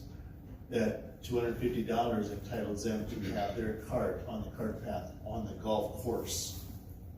But what this ordinance is the right to have your golf cart on a public street. But a lot of people are driving the golf cart from their house to get to the golf course, so they're spending money at the golf course. So I would argue that you should be included. That's for the golf course. How do you enforce that? When they pay for their golf cart fee at the golf course, to give them a license for the golf cart operating on the city streets. They would have to bring their receipt in for the $350 trail fee, bring it to law enforcement, say, hey, I paid $350 here. You get the license free, but they have to pay $15 per year sticker to know that they read the rules for the road. they can drive, where they can't drive. Is that too big of a? So my question then is for,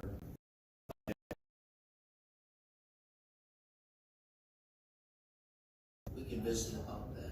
okay, thank you. Just to comment on that, it sounds like the golf.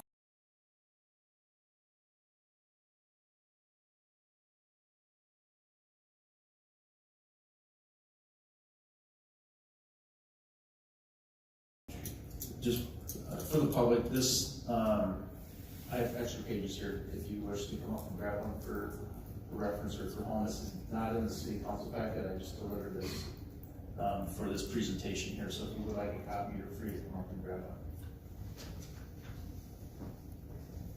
Any other questions from council?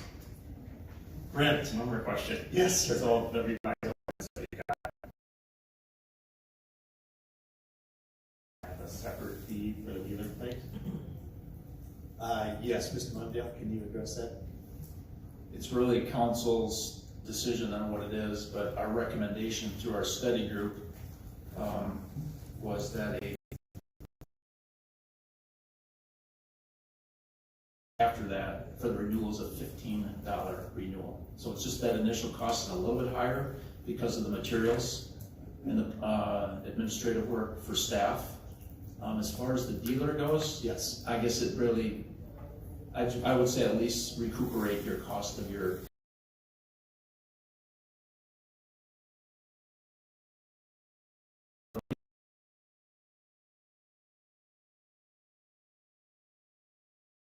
Thank you. Any other questions? Hearing none, I look for a motion to approve. Don't move. Motion by Dan to approve, do I have a second? Second. Second by Brent. Any further discussion? I would just like to add that we appreciated the input from some of our local dealers. They were helpful. They reviewed all this with us and ironed out a few things, so that was really helpful. I appreciate that. Well said. This being a ordinance, I would ask for a roll call vote again. Councilmember Ross. Aye. Burbank. Aye. Oki. Aye. McCann. Aye. Sandy. Thank you.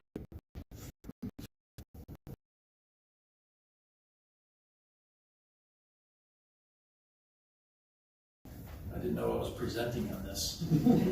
Well, the study group was recommending, well, it's on the board. Municipalities can go up to 3 years, but nothing more, but they can go less. And then the renewal is $15, good for 3 years. And applications can be made, and the plates will be issued at the law enforcement center during regular business hours. The dealer plate needs to be probably considered within this fee structure, however council wishes to handle that. Okay, thank you. Any questions on this? Hearing none, of the promotion approved. Motion approved. By Doug to approve, do I have a second? Second. Second by Dave. Any further discussion? Just a notion that when it comes back to us in the second, we will have some type of deal meeting here. Yes. Doug? And just to be absolutely clear, the $45 is for all 3 years. It's not $45 per year. The $15 is for all 3 years on the renewal, so.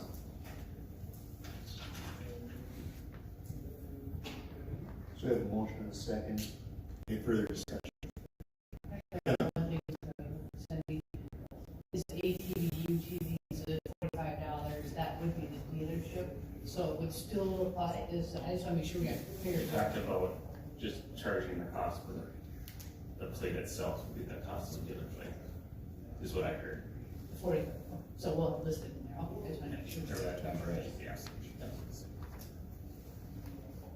Okay. Anything else?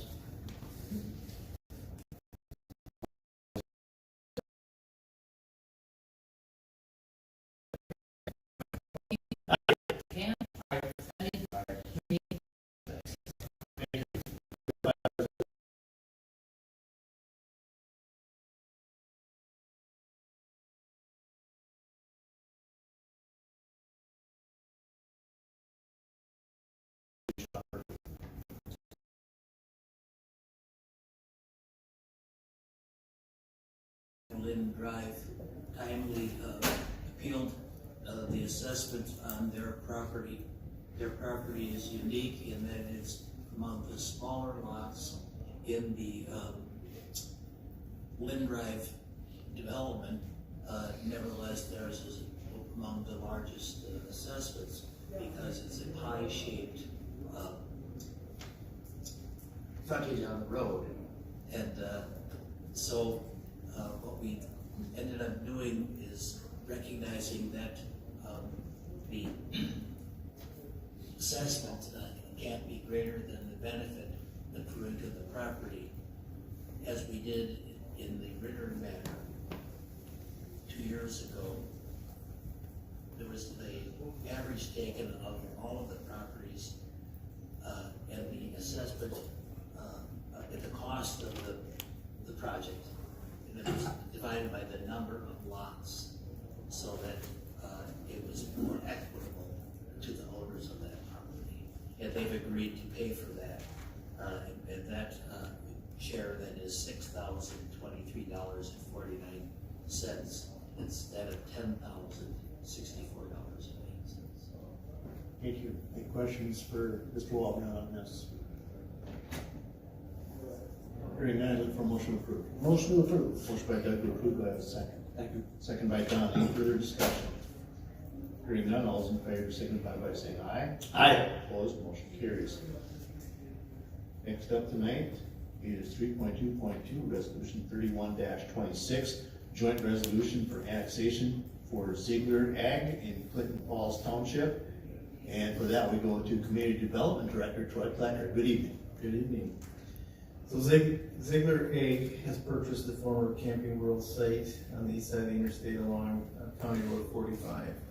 And currently, just the building is within city limits to get access to sewer and water. There's also 3 other parcels surrounding that that were part of that sale. And Ziegler Ag is requesting that those additional 3 acres, which amounts to about 15 acres, be annexed into the city, so their entire property would be within city limits.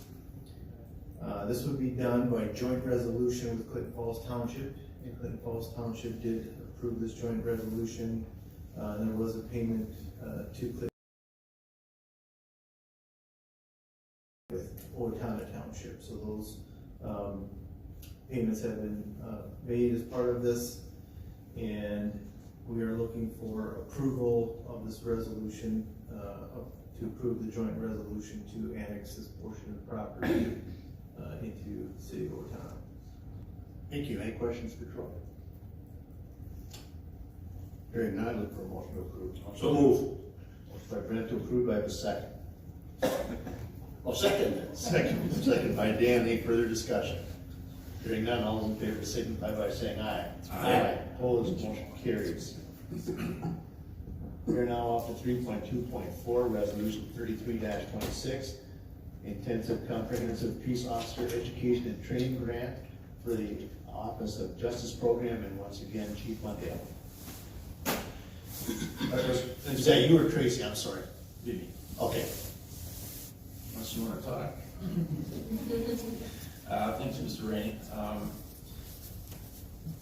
So if you remember a few years ago, we actually had this grant opportunity. We weren't successful filling the position. Well, the grant opportunity came back around. There was extra funding available at the state. So we applied for this grant recently. So the purpose for this resolution is for council to accept this grant contract between the State of Minnesota Office of Justice Programs and our city. So what the program is about is it allows us to hire one candidate for the IC POET, the Intensive Comprehensive Peace Officer Education Training, in the amount up to $50,000 to help train a future police officer candidate. So the candidates are not the traditional law enforcement students, it's candidates that are actually seeking a career change. So through this resolution, we're asking that myself and Captain Duchesne are listed in the resolution so we can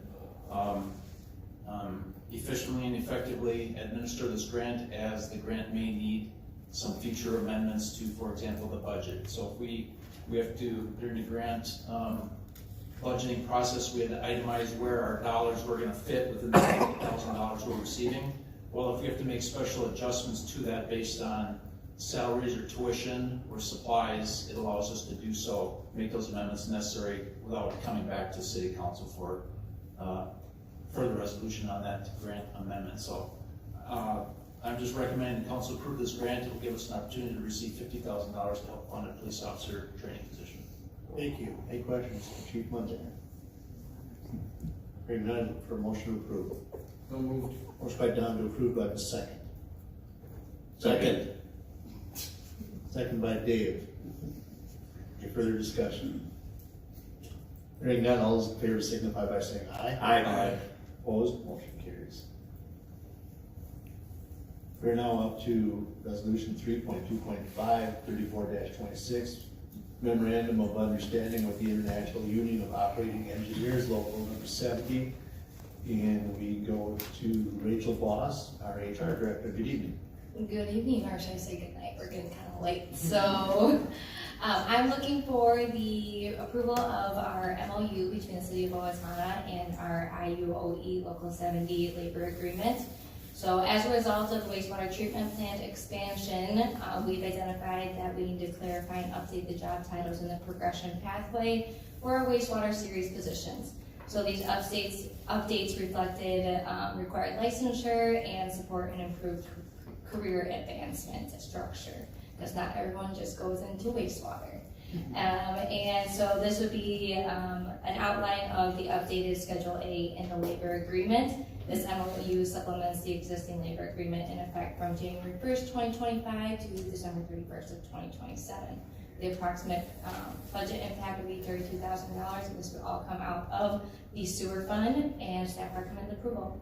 Thank you. Any questions for Rachel on this? Hearing none, look for a motion to approve. Motion to approve. Motion by Doug to approve, by the second. Second. Second by Dan. Any further discussion? Hearing none, all those in favor signify by saying aye. Aye. Opposed, motion carries. We have 6 miscellaneous items tonight. The first one is 3.3.1, Public Meeting Code of Conduct Policy. And for that, we go to our Assistant City Administrator, Emily Famer. Good evening. Good evening. So the purpose of this policy, public meetings of the City of Owatonna are conducted to carry out the responsibilities granted to the City Council under the Owatonna City Charter. The proposed public meeting code of conduct policy promotes respectful participation, ensures orderly proceedings, and supports compliance with Minnesota open meeting law. The proposed policy has been reviewed by City Attorney Walbrand to ensure alignment with current law, best practice, and community needs. There is no budget impact to approving this policy. Staff recommends approval. Thank you. Any questions from council on this? Hearing none, I look for a motion to approve. So move. Motion by Dan to approve, do I have a second? Second. You beat me. Second by Don. Any further discussion? Dave Burbank. I guess what jumps into my mind is kind of too bad we live in a world now where we have to have an ordinance to regulate code of conduct at a city council meeting. That's kind of sad. That's all I have to say now. Thank you. Anyone else? Hearing none, all in favor signify by saying aye. Aye. Opposed, motion carries. Thank you. Next up is 3.3.2, Professional Services Agreement with Arc Flash Risk Assessment and Report, Gray Box Engineering, and once again, Sean Murphy. Thanks again. We're requesting City Council's approval of this agreement from Gray Box Engineering to provide professional engineering services and Arc Flash Risk Assessment and Report.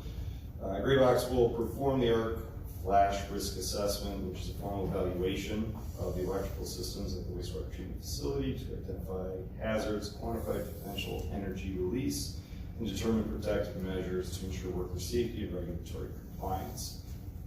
Arc Flash risk assessments are required every 5 years by code, and the last assessment was performed in 2019. a couple-year lapse was due to our wastewater treatment facility extending its construction schedule, and we purposely left out this piece from the project scope to avoid markup from general contractor and bond costs. So that's why we're coming forward with it now.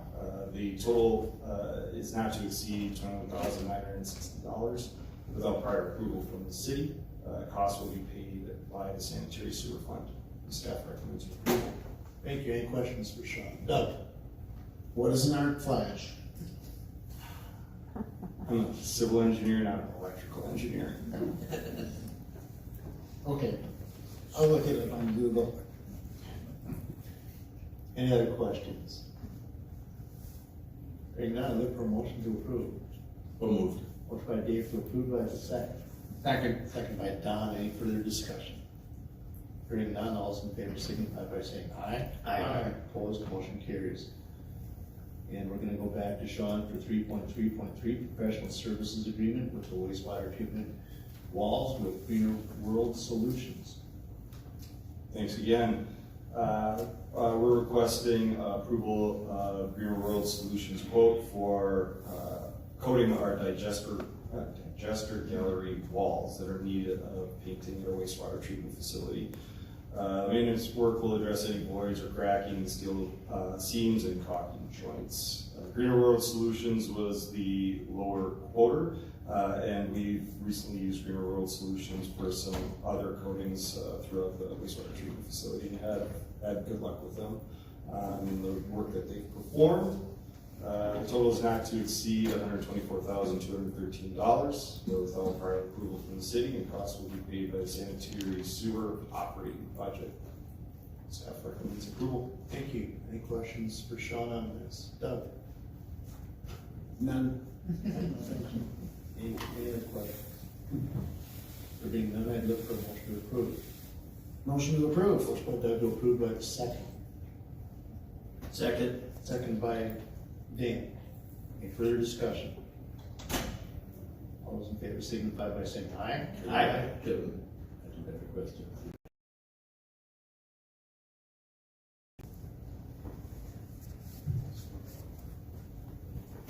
Did you get a second already? Motion, and then yes.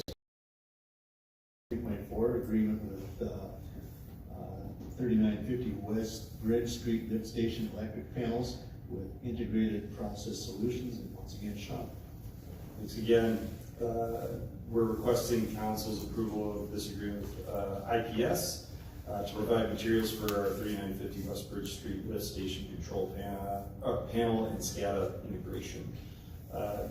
This is our 6th lift station panel rebuild or replacement that we've gone through.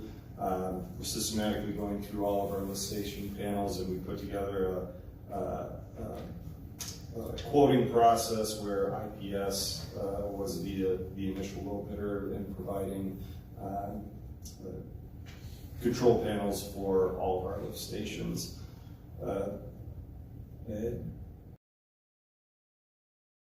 As well as not performing as well from SCADA integration, and recently this lift station is having some issues with our PLCs and is now potentially requiring us to manually operate pumps. So as I said, we're going through all of our lift stations, upgrading these control panels to be code compliant and meet the needs of our wastewater treatment facility and conveyance of getting that wastewater into our wastewater treatment facility.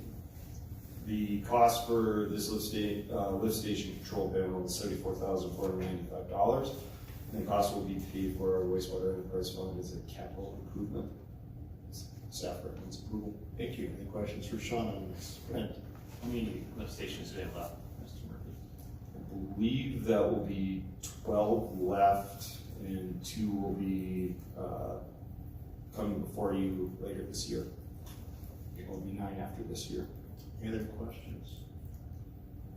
I have one, Sean. Once we get through the 12, Are we on a pause then for a few years, or From a does it just control panel? recycle again? Well, yeah, from a control panel standpoint, they're projected to have a service life of 15 to 25 years, somewhere in that range. So it will be programmed, but not for a while. Okay, thank you. Any other questions? None.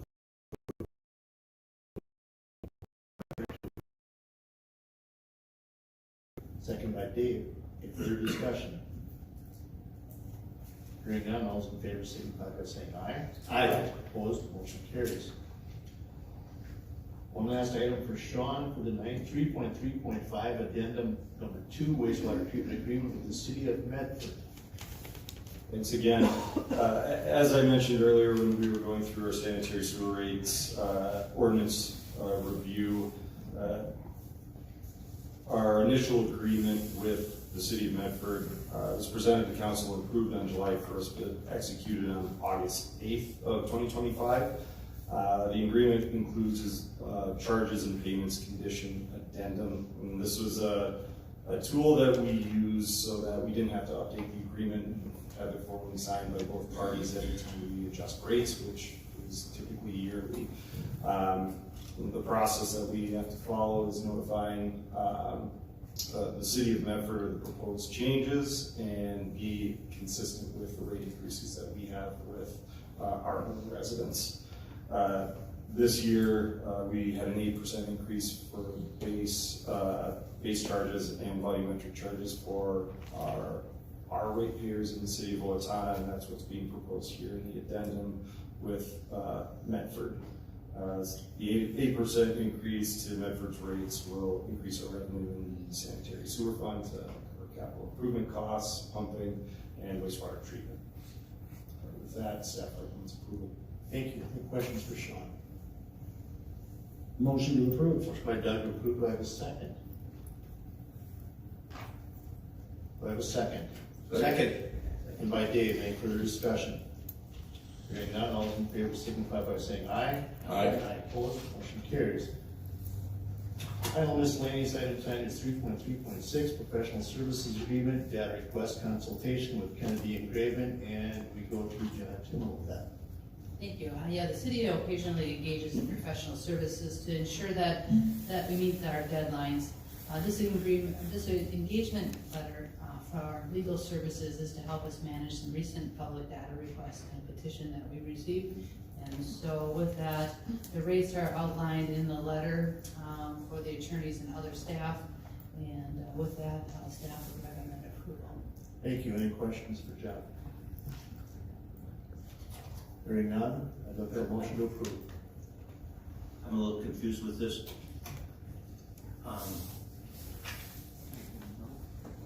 What is this? Is there a specific thing that we need help with? Yeah. For the Minnesota data practice, we get data requests in, and some of them can be lengthy and substantial, and we received a couple of them. And so it just helps us meet the response and the services to help us. Now, pretty substantial request must be? It can be, yes. Several documents, and there's two of them. One's larger than the other, but. And I understand everyone has a right to request, right? That's part of what we're doing, part of our country. I do know, I believe that what's on paper said that, I believe the figure was $300,000 that the school district spent, and the cost was still rising. So this is not a cheap fee. I don't know how our request people. Hearing none, look for a motion to approve. So moved. Motion by Dan to approve. Do I have a second? Second. Second by Don. Any further discussion? Hearing none, all those in favor signify by saying aye. Aye. Opposed, motion carries. We're now up to staff reports. We have 6 staff reports tonight.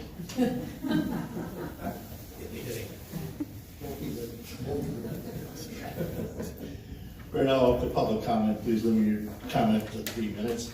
Approach the microphone, sign in, and state your name and address for the record after being acknowledged by the council president. Speakers will be limited to 3 minutes to deliver their comments.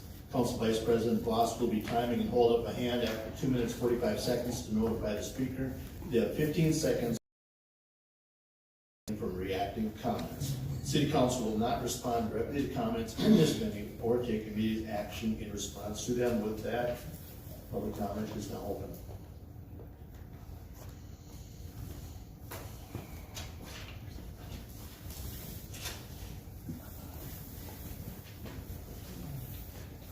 Zimmerman, 2525 Stony Creek Drive. I just wanted to say thank you to the City Council for listening to everyone tonight. Fire count, there was more than 150 people in attendance. Tonight, residents showed up. We already have. But if we listen to the people, we can come to a compromise. The biggest part is that the public needs to be involved. They showed up tonight and they told you that. Projects are showing up repeatedly where you're skipping the public input and going right to the funding source. And that's us. Sure, that might be the law, and we're actively working to change that. But when the public has an input, the projects go a lot smoother. Citizens are asking for a say. They're speaking loudly, and they're using their right to do so. Residents are organized and they're prepared, and now there is a reverse referendum petition circulating. 721 signatures are needed. History has shown us that 48 hours produced more than 140 signatures. Please consider the needs of your constituents. I thank you for listening, and please continue to do so, and put your residents' needs first. Thank you. Yeah, Andrews, resident. All right, guys, I've been out here for months talking to you guys. You're not getting it at all, are you? You guys were blown away in December when we came up here yelling about the high tax, the 13% taxes, or how many people showed up here. This room was body to body, the most I have seen since I've been coming to these meetings. And yet you guys still shows up to listen to anyone. All I gotta say, man, really, it's not that hard. Not tax the living daylights out of us, not put it on historic land. It's not that hard.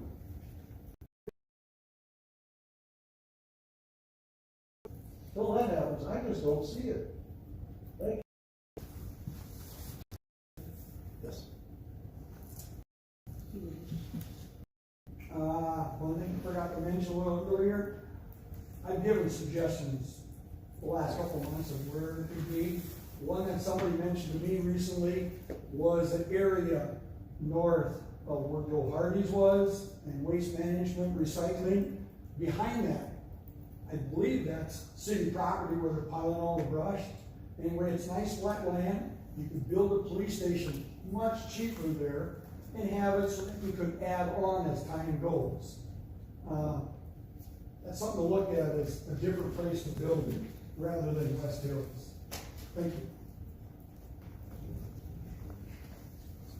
Anyone else this evening?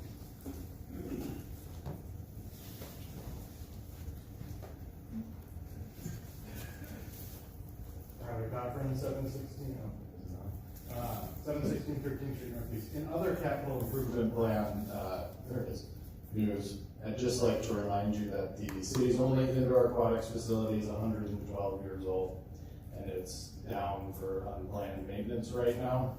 So I look forward to your continued support for our community center project when the time comes. Thank you.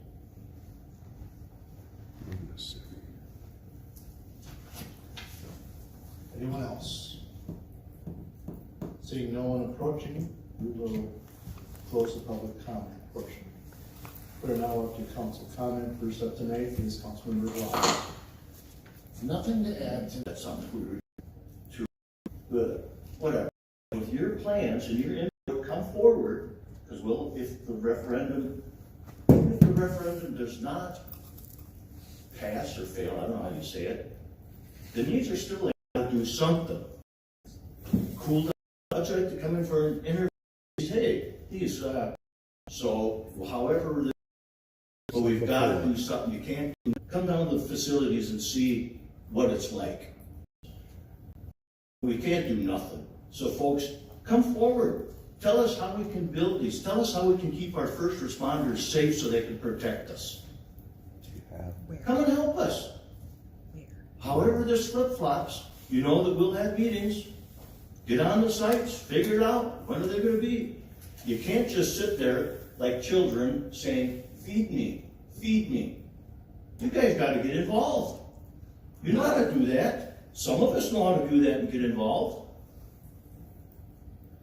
But it's a two-way street, this transparency stuff. And you gotta get involved. You can't just let us sit here and spend 2 years, do diligence. Help us then. Figure things out for yourself. It's all out there, when we're gonna meet. But don't just sit there and take our 2 weeks worth of effort and say, nope, we're not gonna pay. Because we have to do something. And whether that something is quit mowing parks, quit fixing streets, it's just limited to what we can do, right? We can figure out location, we can figure out the money that we're gonna spend. Doesn't mean we're spending 65 mil. But come and help us. Don't just chirp from the cheap seats. I'm open, my phone number's out there. I'll meet with folks and whatever. Enough. Councilmember McCann. Proceed after that. No, again, I think Dan is kind of hit it on the head. I mean, we have to pay for this somehow. I mean, tax dollars are the only thing we have. It's pushed down from us, from the state. For the police and fire station, the city council, the administration went up to the state and asked, and the state said no. So then it falls on us. What are we gonna do? We're gonna have to pay for it somehow. I'm sorry, I'm a taxpayer too. Everybody sitting up here is a taxpayer. I don't want my tax to go up, but again, the three things that Councilman Voss talked about is you want to be able to fresh water, you want a safe place to live, you want good streets, and this is part of it. So, yeah, thank you for your comments, but I'm sorry, your taxes are going to go up. I wish they weren't. I don't want my taxes going up for my mother. It's going to happen. I'm sorry. I mean, Dan from Elders gave us some options, and every year I do that. I get a tax rebate for my mom. I know it's not, $1 for $1, but there's some alternatives. So, yeah, that's my comments. Thank you. Councilmember Spenby. Nothing. Can't follow that up. Mayor Jessup. You want to stay till 10? Yeah, 5 minutes. I don't. Nothing more to add. City Administrator Tuma. Now we're all kind of slurring here. I just have one, I want to just address the location that was brought up about north of Kmart Center that we do, the city does own some land there. Our city portion is not large enough.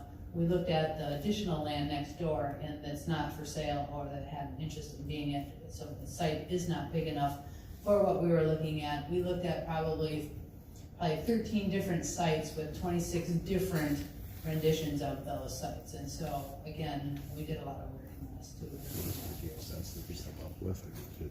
Yeah, for me,